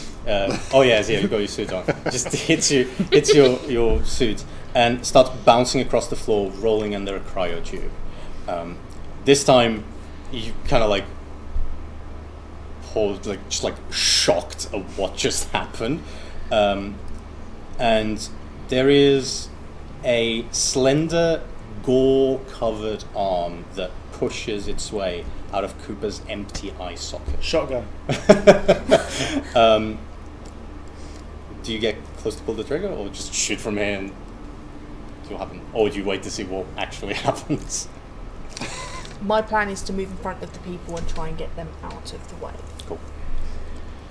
I think Rye rounds the corner, sees, whoa, gets this guy out of the way, takes like 2 steps forward and just gets just as close as possible, and doesn't want to see what happens next. Cool. Roll me a rain. Is it ranged? I mean, I don't have plus to either close combat Either or of that. ranged combat, so And they're it'll both be the strength same. versus agility. So there's 1 in it. So Agility, probably, because you're kind of like moving forward and trying to like just clear up. So yeah, go ahead and roll your ranged combat. This creature is. I don't get any bonuses from the shotgun. Close combat shotgun. Go ahead, so I can double check.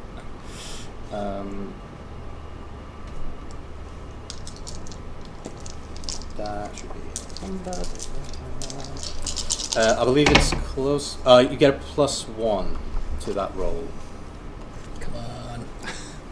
Because I'll say it's an engaged range. So. Nope. No 6s.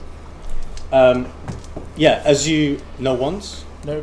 Well, 1 on No a black, stress. but not on the stress Okay. dice. As you kind of move to put the shotgun into this guy's eye socket, as you're about to pull the trigger, this arm just like moves, like just shovels out of the way, and do you pull the trigger? I assume. Yeah. Okay, so as you throw it to the side, just poof, there's a shot that echoes through this room, which you probably hear travel, and this arm then kind of like reaches around after that and tugs in the Cooper's distended mouth. A spindly white fingers yanks his teeth back. Cooper does not scream, but it's clear that he isn't in his own head anymore. Something else is, and it wants out. Flesh tears and tendons snap as the thing inside his splintering skull pulls his face open right at the jawline. Finally, a thick gurgling sound wells up inside Cooper as his head is ripped from his body, his neck gushing as whatever was inside him plops on the floor in a burst of blood. Finally, you hear one of the members of the Kronos just saying, "Kill it now!" And this translucent white thing on the floor slogs off its placenta and rips it apart, struggling to stand on it on all four wobbly fawn-like heads. How big are we talking on this thing? It's about this big. I am just going to stamp the fuck out. Okay. Kind of like shakes brain matter from its spiky hide, and the bloodbuster just turns its bulbous, eyeless head towards you and crouches, and we are going to roll initiative. Not roll, we're going to draw initiative. So combat in Alien is all about cards. Dying. All about dying as well. So Can't roll a 1 on cards, so you cannot get a.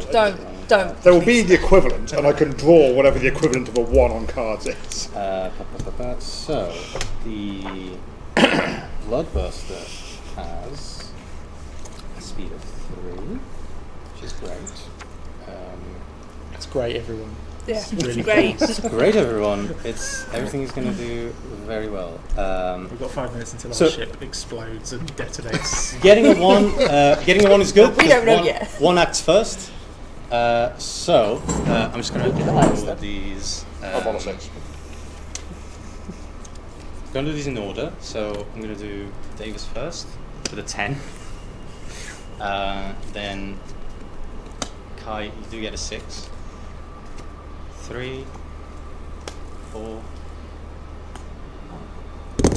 The Bloodbuster Oh, has great. The guy with the 3 flamethrower in the The enclosed Bloodbuster room has goes 3 first. initiatives. Oh, That's fun. So yeah, it takes 3 turns by the time you get 1.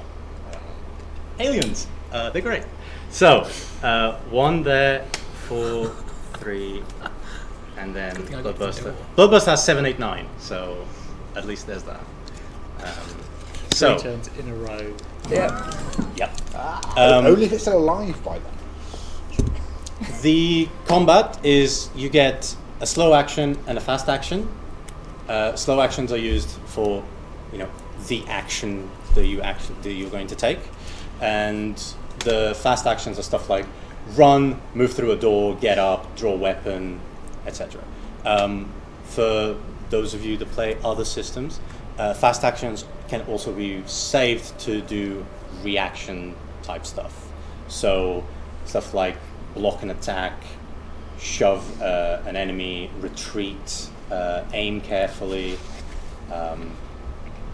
dodge, all that stuff is sort of quick actions or fast actions. Examples of slow action: crawl, close combat, shoot firearm, throw weapon, reload, first aid, stop panic. Throw weapon. Yep, throw a Get the weapon. flamethrower. Just Great. Do the Cryo room survivors looks also small. going for initiative? They are not getting any closer to this. Okay, I was thinking of fleeing. Yeah. Okay. They're just staying back. Like they just saw their doctor had just a head ripped off. Great. So we go first with Wilson. wait, I thought 1 was last. 1 is first. Oh, what? Yeah. Oh. Yeah. The Bloodbuster's going to go. Well, it's going to go 3 in a row, but it's going to take a while. Ah, okay. I thought it was going first. Like we had 1 turn and then 3 turns. I thought we were all dead, but now it's probably just me. Oh wait, no, I was by the door. Yeah, you kind of like. So the situation in the room is probably the Rye is quite close in. Then you. Then it's probably Cham, in terms of like distance to the Bloodbuster. Cham, Davis, and then I'm not. Captain. I'm good. Captain Miller is quite far away. Okay. Yeah. What would you like to do? Well, I've got a flamethrower, You do have a flamethrower. but is this thing surrounded or is it fairly exposed? It's fairly exposed. The Okay. only person you have in front of you is Rye currently. Okay, cool. I just didn't want to be like, oh, I burn it, and then 5 people also burn because I'm just like, There's Rye, the strange alien, and then the decapitated body of Cooper, and then like the head of Cooper. okay. Well, I think there's only one thing I can do. Mm-hmm. Well, technically 2. I suppose I'll use a fast action to use the primer igniter. Draw a weapon, yeah. Yeah, on the Yep. the kick. And then I will say, oh, that adrenaline was so bloody expensive. That I slammed into the doctor, and he's now just wasted by having the misfortune of having his bloody head explodes. Oh. Jesus Christ! Just no respect for company doctors. Exactly. How expensive it is to train these people. Doctors especially, just livid. Shoot it! This is the internal monologue that Wilson's going through. Yeah, this is Yep. and then Cool. Go ahead and roll me a is ranged that ranged? combat. Oh, good. I have actual ranged combat skills rather than close combat, which is out. Balance rest of you. 2, 3, 4, 5. Did you get anything for the gut for the? Do you get anything for a flamethrower?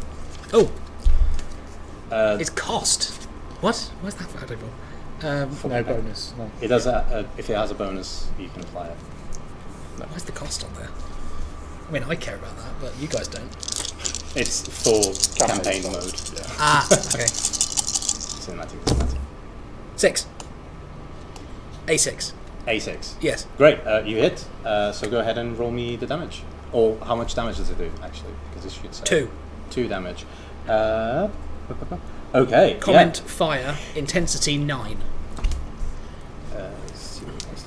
Okay, so yeah, you move in, kind of like shove right out of the way, and there's just a burst of flame that just shoots out of this this flamethrower, and you do hear a screech of this creature, and then nothing, and then by the time that you like let go of the trigger, there is a very charred body just on the floor. Dead. Seems to be. I don't believe it. Wilson, seeing that, just kind of like, and then it seems dead. He's like, fuck yes.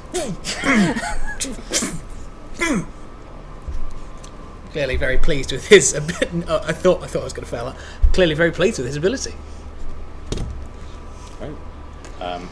We are out of combat. Okay.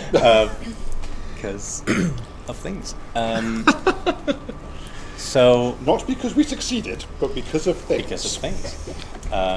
Because I've rolled 7, 8, 9. Basically. That wouldn't have mattered. Not really. As the fire subsides and Wilson starts doing his like Fortnite dance, corporate Fortnite dance. Like Rye gets up the comms and is like, "Sorry, Cap, there was. You honestly don't want to know what? There's a what? The reactor's going to blow up on the other ship. We need to get this ship What? moving now." This one in there's 6, 7 things we need to do to get this one.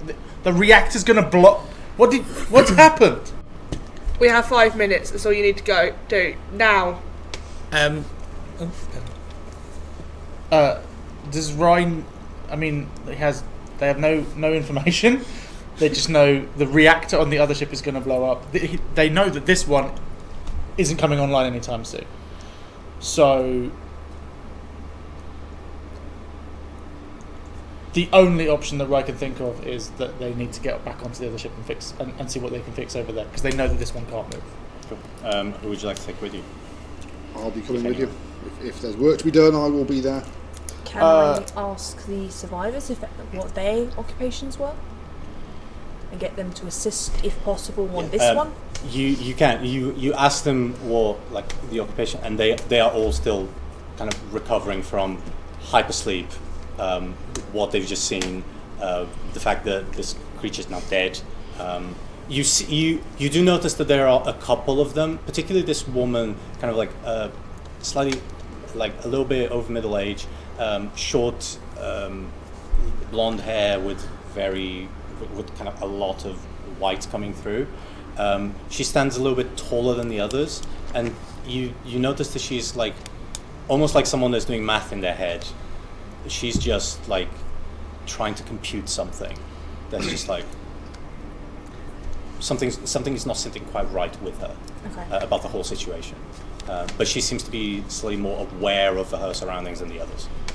Okay. But yes. Wilson, hopefully trying to use his empathy, is going to look at these people and he's going to try and get something out of any one of them. And he says, "Right, is that going to happen to any one of the rest of you?" Again, you read the same thing, that this woman kind of looks at you immediately and is like,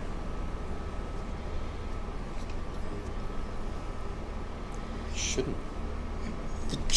The cryo tubes, are they still? They were They are open. stopped, They're open. and they're not. Yeah. We can't just put them back in and give it another 30 No, minutes. probably you probably can't, and you don't really understand the situation of the ship as a whole right now. The only one that does is Rye. Are you running to I'm going to grab Montero? Cham and book it back to wherever it is, and as we rush past the captain, Rye will just be like, "I don't know what you did over there, but we'll get it fixed up. Look, there's all kinds of stuff going on. Everything's busted on this ship. People need to do stuff. There's people around here who just need to be told what the fuck to do. So that seems to be the only thing you're good at. I'm gonna go and fix our ship." And they start to pull themselves up and go through the thing. Make a little note in my notebook. Captain, it's a lot of stress, but he's also right. You two make your way to the reactor, and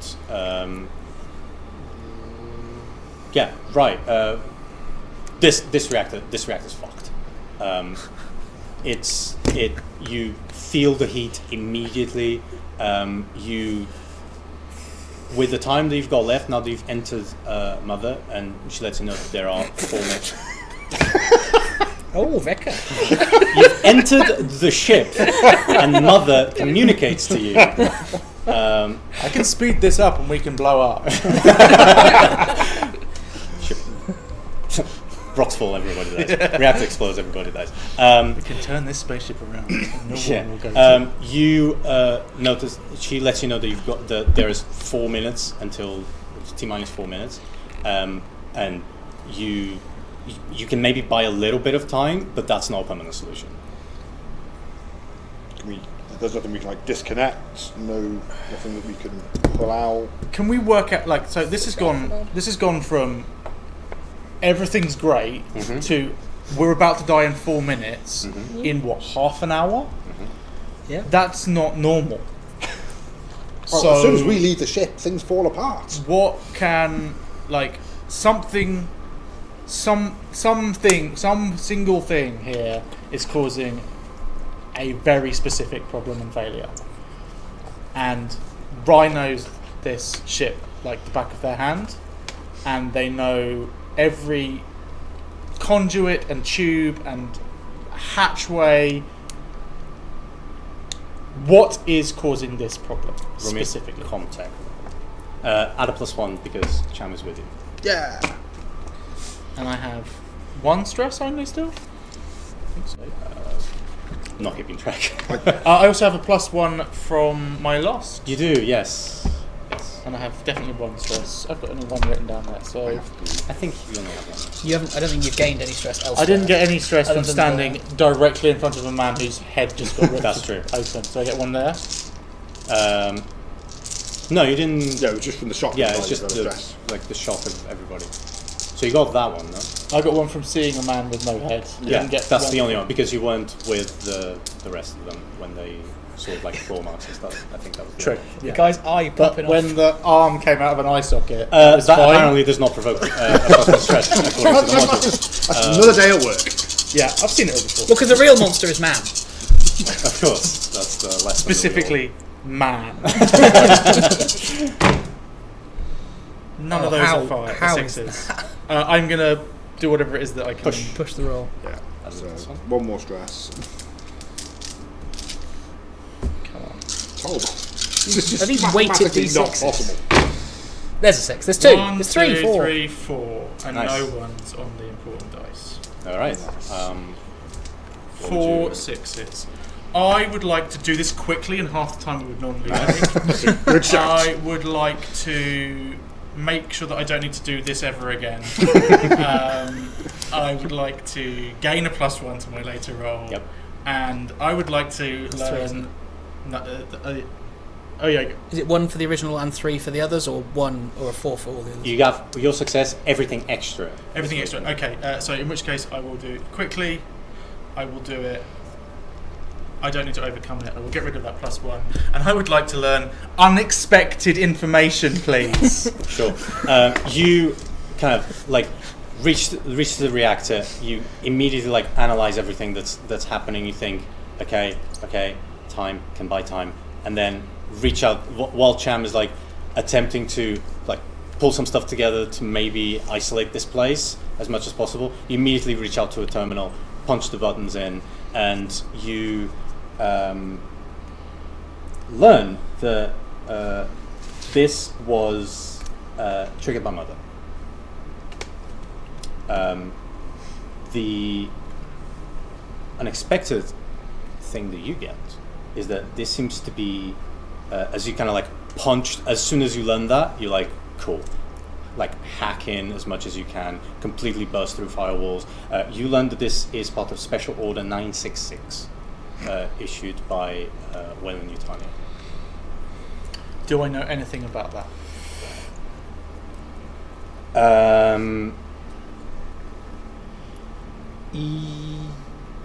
Yes, you do. You would know the Order 966 is something that is issued specifically to certain individuals, part of a crew. They are orders that deprioritize the human element of a mission. The main point is to advance the research and development of Weyland-Yutani. Usually this means some sort of material that is foreign to Weyland-Yutani that they want to study, or other life forms, for example, something like that. Can I work out in this split second while they're doing all of this and the brain's going and like they're coding and they're trying to feed some vent that exhaust, that one can be vented and that's not going to kick us too much. Can I? Because it seems to me like this is like blow everything up, which doesn't seem to. I understand that would deprioritize the human element, but it would also destroy all of the information and data as well. Those two things does not compute. Yep. So, does it feel like this is? I guess the final question that they are mulling over as they're going through that is this the game plan?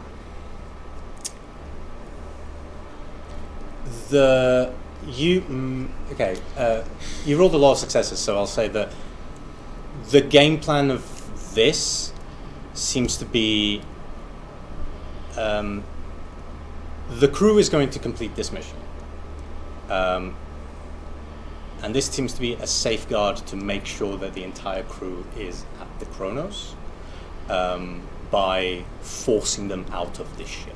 Out of this ship? Out of the Montero.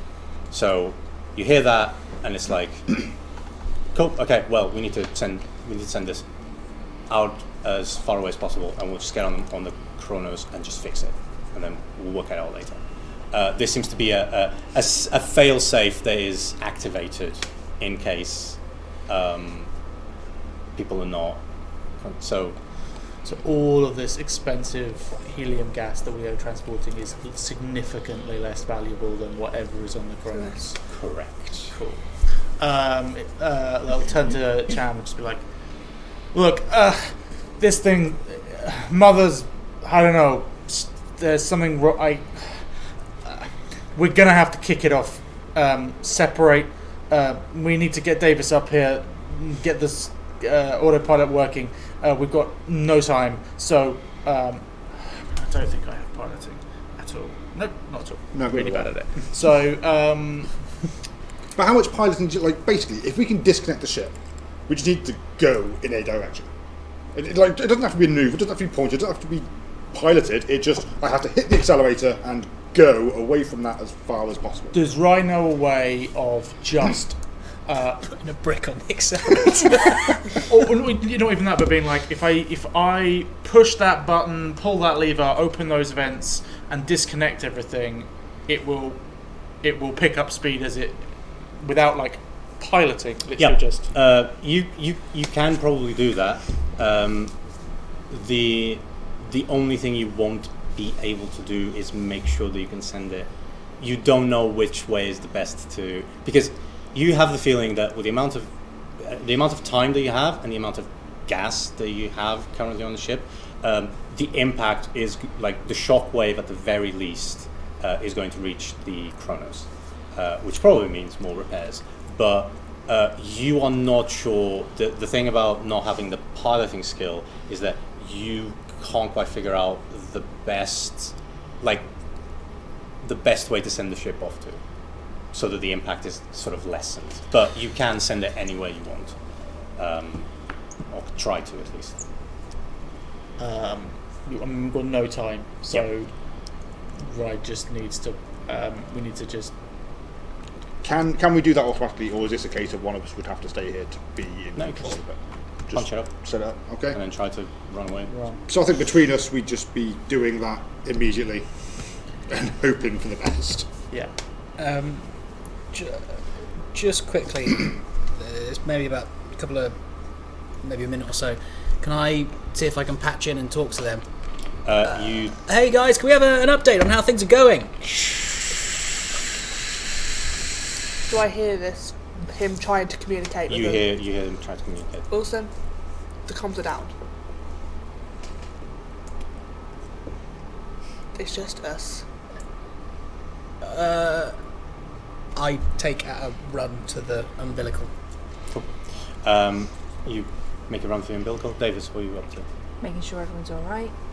One's still there in the pod, I'm guessing. Yeah, they're all kind of like crouched behind the cryopod. This woman turns to you and says, we need water, food. Okay. From the mess? From the mess hall? Yeah. I will say to Wilson that Wilson can't hear you from his earphones. Wilson can hear me. And Wilson has moved away. He's like made a run. I've sprinted. I can't hear you. Made a run for okay. the. I'll go. Sorry, what happened? I was changing my thing. I will go and see if I can get down the escalator, the elevator down, Okay, cool. and then try and get to the mess hall. Okay. Try and get some food, and I'll probably try and take someone who is a little bit more awake, but not the older lady, with me. You will struggle to get someone who is as conscious as she is. Okay. Everyone else needs some food and drink before they can respond. So in deck B, just double checking what the muscle has.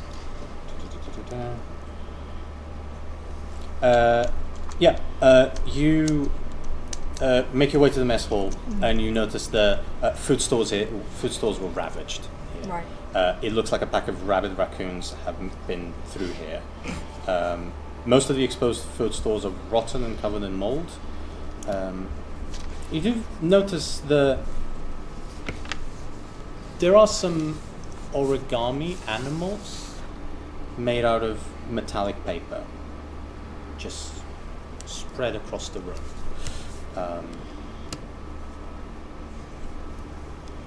Yeah. Just gonna pick one up and be like, "Were you bored?" The older lady who came with me was like, "Are you bored?" She just turns to you and says, "I don't know what that is. We were all asleep." There is a moment of pause as she seems to think of something. All this thinking. Hmm? All this thinking malarkey. She's always thinking. And she kind of turns to you and says, "Ava, Ava was not. She doesn't need to sleep. She's probably still around. Who's Ava? Ava, an android sent with us with all the Yutani. Is that not corporate policy anymore?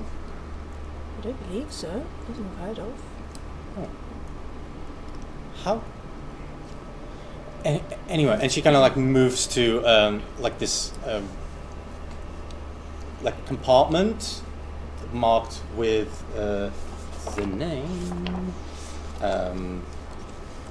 It's got the name Clayton on it. She punches in the code, door opens, and there seems to be a small personal stash of food that she kind of like grabs, thinks about it, turns to you and says, "This will have to do," and kind of like gives you some of it to give to the Take me others. upstairs. In the meantime, can I radio up to Miller Yep. and just say, the name Ava was mentioned. Looks like some sort of droid. Keep an eye out. Just Roger that. Cool.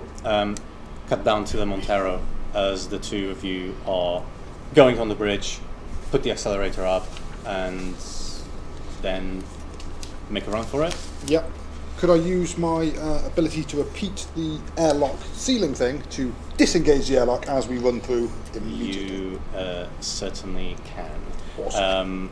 Are you then going to try to like spacewalk to the other? Yeah, basically. So as I imagine it's going to be separating, and the Montero's going off, and then as this umbilical is just like drifting there, we're just kind of trying to crawl along it. Cool. Get So, to the other right, side. do you go first while the umbilical is there, or?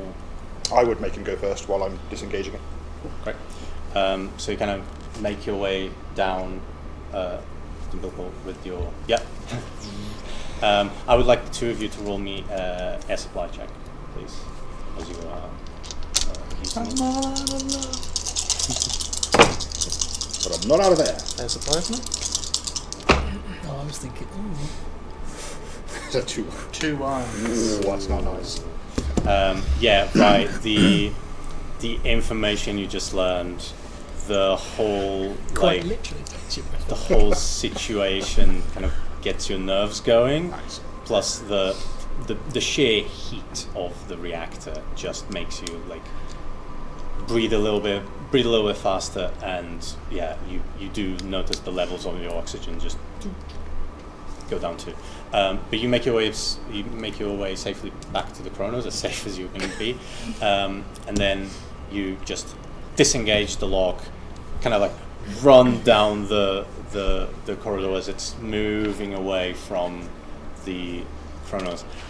I am going to say that I'm going to say this is a hard roll, and you are going to roll a spacewalking. I was going to say, I was running to the airlock, running to the umbilical. I'm trying to think, is there any way I can help? But actually, he's still outside, isn't he? If anyone could help, would be right. But anyone. So what do I roll for space? It would be. This will be. Is this a strength-based thing to help? Yes. Would be. I'd like to help. How are you helping?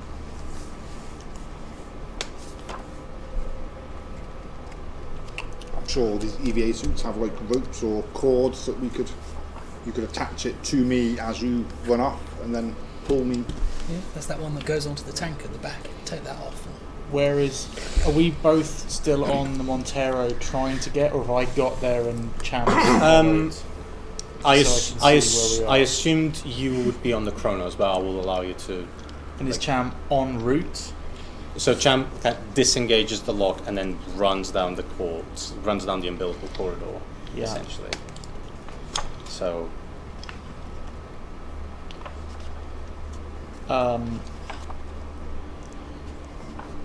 grab, like a kind of bit of strapping or some kind of maybe like a winch or something, or like a hook off. I can click on to the side of the Kronos, and then you watch as start running back towards you with the rope unfurling, or the whatever this is, webbing unfurling behind, and just grab in and try and pull drag back. Great. I'm going to say roll me a mobility as you are making your way through the corridor. And you will get a plus. You get +1 from Rai. And Rai, can you please roll me a stamina check? You can add +3 to that.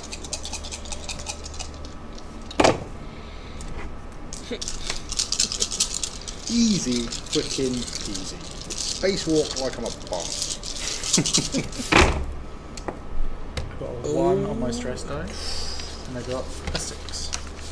1 on the stress side and 6. That's a success. Might not be. Roll me a panic roll. So roll me a d6 and add your stress. Did you get a success? Yes. Okay. Because I can give you a success because I got extra success. But depending on what Rai rolls on a panic roll, might fail or not. Okay. I've done this before. I've been in it for the long haul. This is part of my training. That one doesn't exist.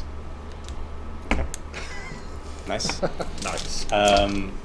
So did you get a success as well? Yes, I got 3 successes. 3 successes? Yes. What would you like to... So I will gain a +1 to a mobility. Mhm. That would be lovely. And I will just impress Rai, because I'm just that good at spacewalking that you're just blown away by my amazing spacewalking skills. As you move through the corridor and you leap at the last second to grab onto the cord, there is a big thumbs up. You reach, and there is a moment where you're sliding through the cord, but then you grab onto it, and even after that, you just feel, because of the inertia of your movement that you have on the ship, that you're not sure this cord is gonna get it's not gonna get pulled with you, but suddenly there's just it just goes completely rigid and tense, and you just hold on to it, and as you look up, it's just Rise on the other side, on the Kronos, just holding on to it, just pulling it back, trying to hold it together.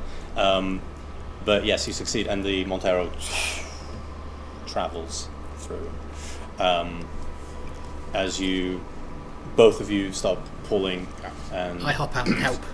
Yeah. I didn't hop out into that bit with the cut, and I'm going to try and pull people in as well. Cool. Yeah.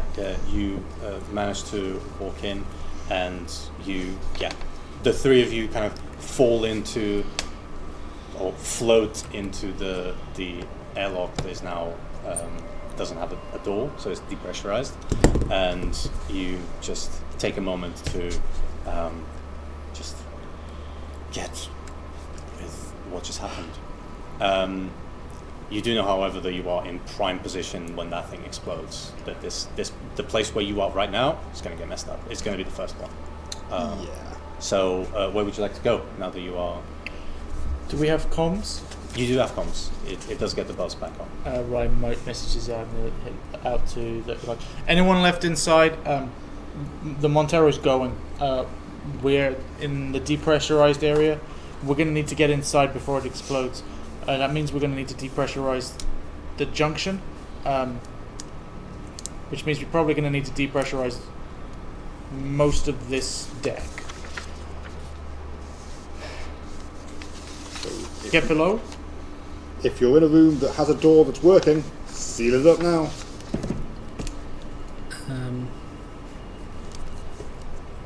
I talk to Rai and Cham, and I say, Mother's room, straight ahead. That should be self-contained. Ah, yes. We should probably go and disable Mother, because apparently Mother likes blowing up ships! Yeah. So I'm thinking that they probably have quite a sturdy airlock on the door to the massive AI. Well, once we get out of the junction, we can then seal that door back up and Yeah, repressurize but I don't know if any explosion from the outside is going to... We'll find out. Very fair. So I'm gonna lead by example, and I'm gonna try and open this door, and then get to the next door with Mother, and it, assuming these doors are they locked? Are they just kind of like? No, they do open. The one to Mother specifically. So the first one out of the junction. Oh yeah, that one opens. Okay, open that. Yep. Wait for come. Yeah. There's Seal that back up. Shut it, the air all being. Shut it behind, and then and then I'm going to try the next one to Mother. There's two. Yes. Well, as you kind of close the door and you reach the door to Mother, you do have the access codes because you are the liaison. So man. You immediately put the master key in. Door opens. The three of you get in. Door closes behind you. Do you access the actual Mother I can't room? believe they haven't updated the master key in 75 years. That's outrageous. I was going to say it's Have you met programmers? I put in 8 million and Admin. 8 million and 15. Pretty sure it's password. Was it 8,815,000. It's 1, 2, 3, 4, 5. I was doing boobies. Do you get in the actual room? There's two airlocks. If I can get into the Mother room, You can. that is the place that I think right now is the safest. At least with what time we have, because I think that's going to have the best radiation shielding, the best airlock of the choices that we have. So I'm going to get straight into this room, and I'm going to Sealing up every door behind us Yep. as we go through. You walk in. Door. The secondary door closes in, and you just sit there, kind of waiting for the explosion until everything gets cleared. Davis and Miller. You hear the instruction from Wilson, or you hear the instruction from Rye, and what do you do with this information that you have? I will call up to Miller and say that there are 4 people still in Cryo 3. Quiet too. Cryo 2. They might need to come get out. They need to go somewhere safe. I don't know where you are. To be fair, I don't know where I am either. So you were making your way to Cryo, so you'd be in Cryo 3, Miller. Davis, you'd be making your way up from Deck B, where the mess hall was. Or if I'm hearing that, I'll probably go back down. You want to go back? You want to bring everyone down? Bring everyone down. Right. Where would you like to go? Probably. I'm tempted by the comm station at the top, at the front of the ship. That's what I thought.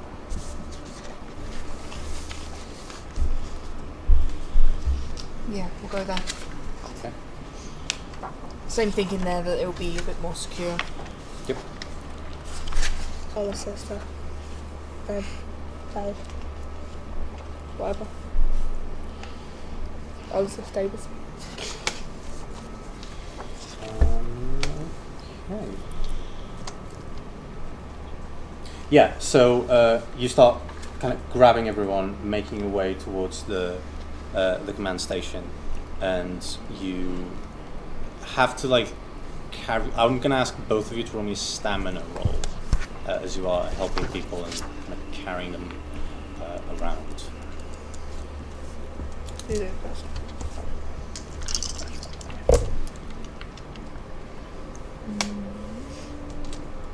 I'm probably going to push myself. Okay. Do we roll that?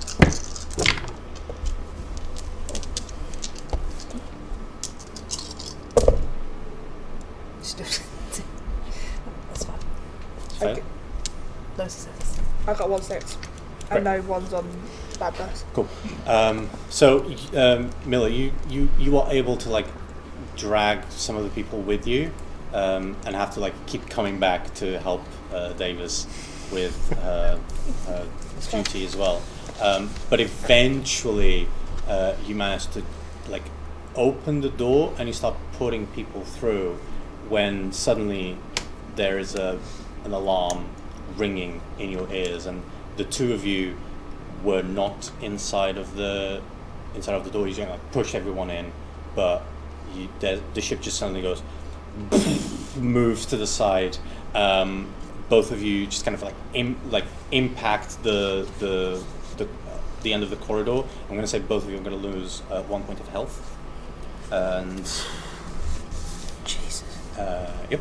And then the three of you managed to get to a safe position. And everyone's looking at their health being like, oh, there's not 200 points. Divide that by 100, that's what I've got. And and so like you get kind of, the two of you get messed around, and the others manage to reach a safe position, and you kind of wait a little bit. There's alarms ringing, and there's definitely stuff that's going to need fixing extra. But as far as you can tell, the three of you survived, and the two of you survived. I think we're calling that a win. Over the comms, the other two here, Wilson is leading the others in a motivational "Kumbaya, my lord, Kumbaya." We're with Mother. Come and get us out of this. Kumbaya. Can we do a check on this Mother and make sure that she's not programmed to blow up the ship for literally no reason? It makes no sense. Even if she wants to blow up the ship, why would she do it when it's right next to this one? She was so close to blowing them both up. Look, I don't know why Wayland and Yucatani do anything the way that they do it, okay? It's messed up. It doesn't seem the most efficient way of getting this ship back. And look what corporate give us, yeah? This is what we get. You're literally standing next to them. He handles that little alien critter quite well. Look, at every point I have been... flamethrower. All right, miss, I missed it with the shotgun. You pointed in its face and missed. Look, at every point in this, I have been trying to get us out of this shit show, and every point of it, you guys are taking the piss. I'm an actuary. Excuse me? I'm an actuary! We are the reason we're not all dead. That big explosion would have been 10 feet away from the ship instead of 10 miles away from the ship. I think we can all say, at least in this room, that we have all been very useful in saving the rest of our skins. In this room, yes. Okay, I agree. so let's maybe not have quite such a negative Nancy look on things. Right now, I'm happy to be alive, but rather pissed at our erstwhile leader, Mother. Yeah. Yeah. Good. Corporate killed us. I mean, Wayland Yutani has unconventional and may I say, shit practices sometimes. I'm the company man for only so long. When it tries to kill me, hoo boy. Yeah, well, I reckon next time you get back there, you go and find out what the other 965 special orders do, because 966 fucks us!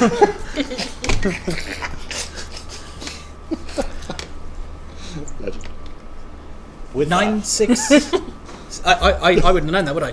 966? Yeah.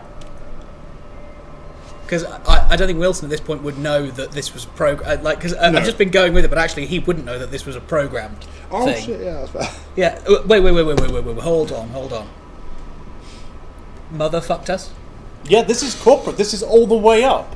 Oh, I thought you were just being negative about Wayland Yutani. No, this is your core. This is all part of special order. Not right. In fact, would it have been a voice? It would have been the data pad, so I wouldn't even know this really. Yeah, you found it on the thing. So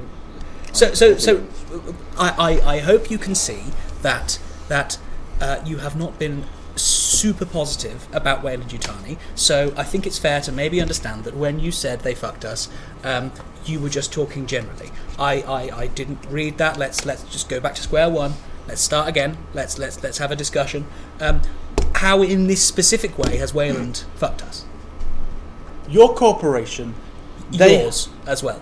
Your corporation, they have an order. This order says, hey, if something more interesting and more expensive comes along, fuck everyone, take that. This is that order, okay? We were taking a really important thing, yeah? It was a shit job, but now we're here. And look, now we have this fucking tin. Busted ass tin. Okay? This is programmed. Mother sent us. Mother made that happen. Mother wanted us on this ship because they wanted whatever this is carrying, and they were happy to see anybody on the Montero die just to get their hands on what is on here. And I am not going to let them take it. Okay. Well, that's a real shit sandwich. I mean, I don't really want to take it, but at the end of the day, this is the only ship we have, and we have to take the ship home. And if the ship gets home, they're probably going to take it. Well, we just won't take it to their home.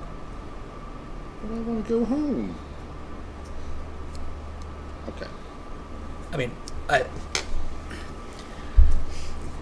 before we decide where we're going to take the ship, we need to get the ship moving and working and functioning. excellent So, point, Cham. We also have the added issue, slightly conflates matters.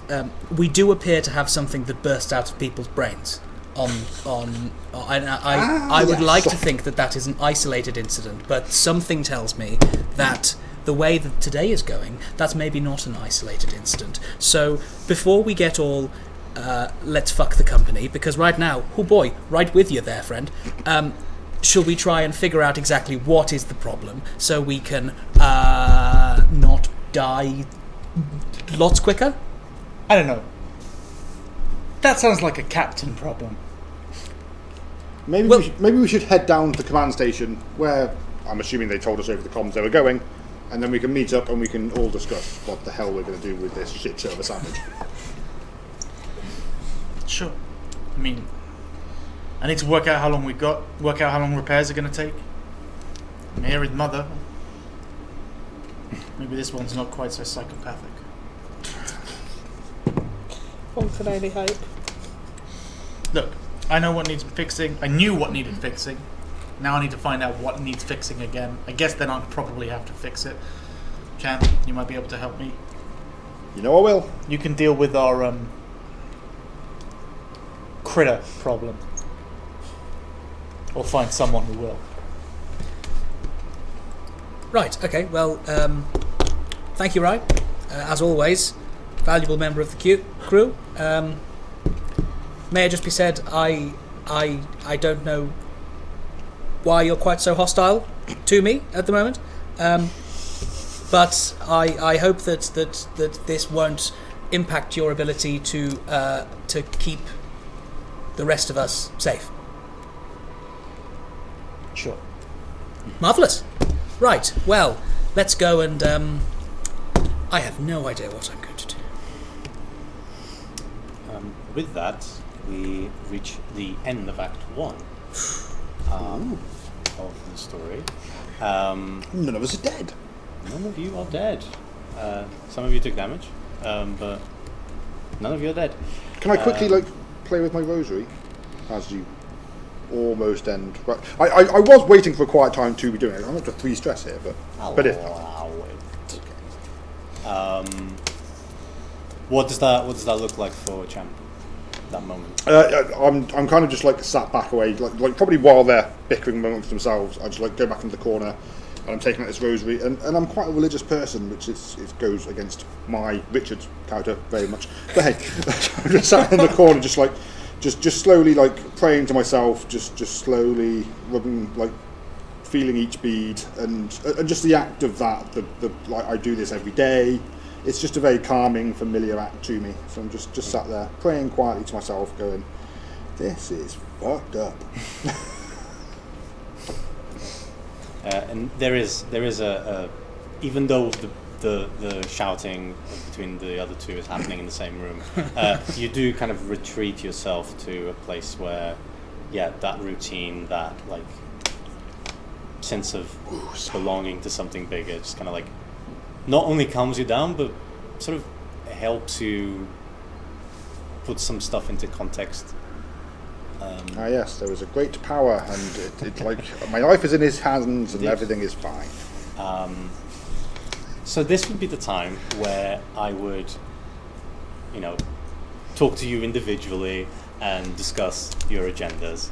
But considering we've got about 10 minutes until the time that we said we were going to stream until, I thought it would be fun to end the session discussing a little bit of everyone's agendas, and kind of like personal items, because we didn't got to signature items for people, because that's a mechanic that we did use in the end. Thanks very much. But we very much played around with all the mechanics of the game, which is really what we kind of want to do in these streams as well. So let's go with Davis. My first question would be, does anyone have a rival currently in your... Yes. I've got rivals. You do have rivals. You have buddies, I know. I have a buddy and a rival. Yeah, buddy and a I rival. just have a buddy. I have a buddy and a rival. I don't know, buddy. Because you're everyone's rival. Why was everyone like? I get he was annoying, but why was everyone so hostile? Because you're the company man, and You're the my company rival. murders their employees. But this is like, oh god, it's just because it's Wayland Yutani. if we were actually in this world, I don't know if it would have been quite the same. But it's the problem that like when you try and represent Wayland Yutani, no matter how like good you are, it's still like but it's Wayland Yutani. Yeah, that's why I was like, I'm going to give this to Jimmy. Be like, charismatic. I would like to say you did it amazingly well. I loved and hated the character. Let's go with Ellie. What did you have? My agenda was, God, these cargo runs are fucking boring. Take every chance to break the monotony, which I kind of feel like it kind of happened. Yeah. And that's why I was Definitely like, nothing monotonous in that adventure. So, yeah. Buddy and rival? Buddy was Miller, Rival? so No no rival, rivals? no rival. Signature item? Was a pill bottle, because I am an addict. Which is why I kept track of where the medicine stuff was. Because that's the next thing that would have gone. And Yep. That's Kai? Okay, my agenda was follow company protocol. Get the job done and cash in. Don't do anything to risk your paycheck. Maybe the next run pays better. It's all about the money. It's all about money. My buddy was Davis, and my rival was Wilson. Yep. Yep. Signature item? Signature item was a jacket patch with the WY logo. Full report. Rich? So Cham's agenda was to do my duty and to help my fellow crewmates as best I can. So I'm very much I found my family in the company, but it's very much with the people I work with, not the corporate stooges. It's a tough role to have in this crew. And yeah, I had a buddy of Rye, but no rivals. And my signature item was obviously a rosary, which I used right at the end. Nice. Alex? I was buddied with Cham. And my rival was Miller, the captain, because Miller gives me all of the shit jobs, and I don't want any of the shit jobs. Maybe she gives you all the shit jobs because because you keep giving it. Yeah, maybe. However, and you may have picked it up, my agenda was I am a synthetic undercover agent working for a completely different organisation, and I am here to steal shit and I did fuck not think that Yukatani. So You're my buddy! God damn it! Which is why when Alex did the roll to hold onto the rope, I let him give the +3, because that's what synthetics 7 have. rather than 4. I was wondering where that came from. Yeah. I was thinking, where does that come from? But it was such a tense moment, and I was like, Yeah. at any point they think I'm going to probably push someone out an airlock. I wanted to drop just enough in Act 1 that when the inevitable betrayal happens in Act 2 and 3, that the audience at home knew before these guys did, because they weren't paying attention. Yeah, it's one of the I specifically wanted to have an undrip because it's something that you can have in the module, but it's not like a thing that is obligatory. But I was like, yeah, sure, let's have one that it could be fun. Also, when Samar told me I was playing this game, I was like, well, I will play this Yeah. game. So yeah, no real choice. Your signature item? So my signature item was a worn photo of my ill brother at home. That's true. So I'm guessing it's like my secret knowledge of what I'm truly here to do and why. Is what my secret item is. And Jimmy? So,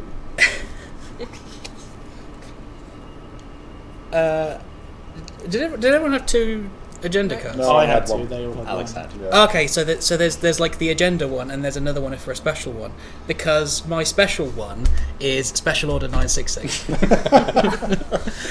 Which says, Wow. by the way, To USCSS Montero, Agent Wilson John J. Direct crew to repair and return USCSS Cronus. Use of force authorized. Remove Montero from equation. Transfer crew to Cronus. Return all xenomorphic materials. Priority 1. All other priorities rescinded. Awaiting acknowledgement. They didn't say anything about returning them in a fine state, so you toasted it. Well, partly my thinking, and we can maybe discuss that in a bit. But my agenda was basically make sure the crew investigates the Cronus, but be careful. Don't do anything to raise suspicions. Be helpful and make the crew trust you. I thought it would be fun to like, you know, this is where like I wasn't trying to play the game. I thought it would be more fun to have the kind of the annoying tech type as a character, and then I thought, how likable could you make someone that is that unlikable? And I thought as we got onto the Kronos, I changed from being, you know, quite so unlikable to being like actually helpful. Because you turned against the company. So the thing support you a little bit. the thing was is that it doesn't necessarily say anything about being evil in the orders. It says return all xenomorphic individuals, and my thinking was burning one, yeah, but we can get the rest of the people home, and you know, it's technically it's immensely immoral, but it's not. I don't know. Like there's it's not just that I was evil. I don't think this guy is necessarily like super evil. I don't think He's that's a the company case. man. He is a company man, but like, you know, it's not like he's going ha ha ha, kill them all. Like you were you know eventually gonna do. You saved my life. I'll always remember that. Because we didn't get to the betrayal, so it's fine. Yeah. Well, thank you very much for playing. I hope it was fun. That was excellent. I hope it was a cool system to learn. I really like it. I like the stress panic roll system. It's just great. I love it. But yeah, thank you very much for watching and keeping up with the 2 streams that we had today. We'll be back tomorrow playing 5 games, I believe. Quick maths. Something like that, yeah. Today was all about sci-fi and space. Tomorrow is all about fantasy, and you know we will have most of the day D&D, but it will be bookmarked by Alex running a solo RPG, Be Like a Crow, and I will be running 10 Candles at the end of the day, and everything in between. We will have 3 games of D&D. Where some of these guys will appear again, and obviously you'll see more of Alex and myself. And yeah, we start at 11. 10. We start at 10 tomorrow, and we will go on until probably midnight. So long day for us, but it will be loads of fun. So thank you very much for watching, and we will see you tomorrow.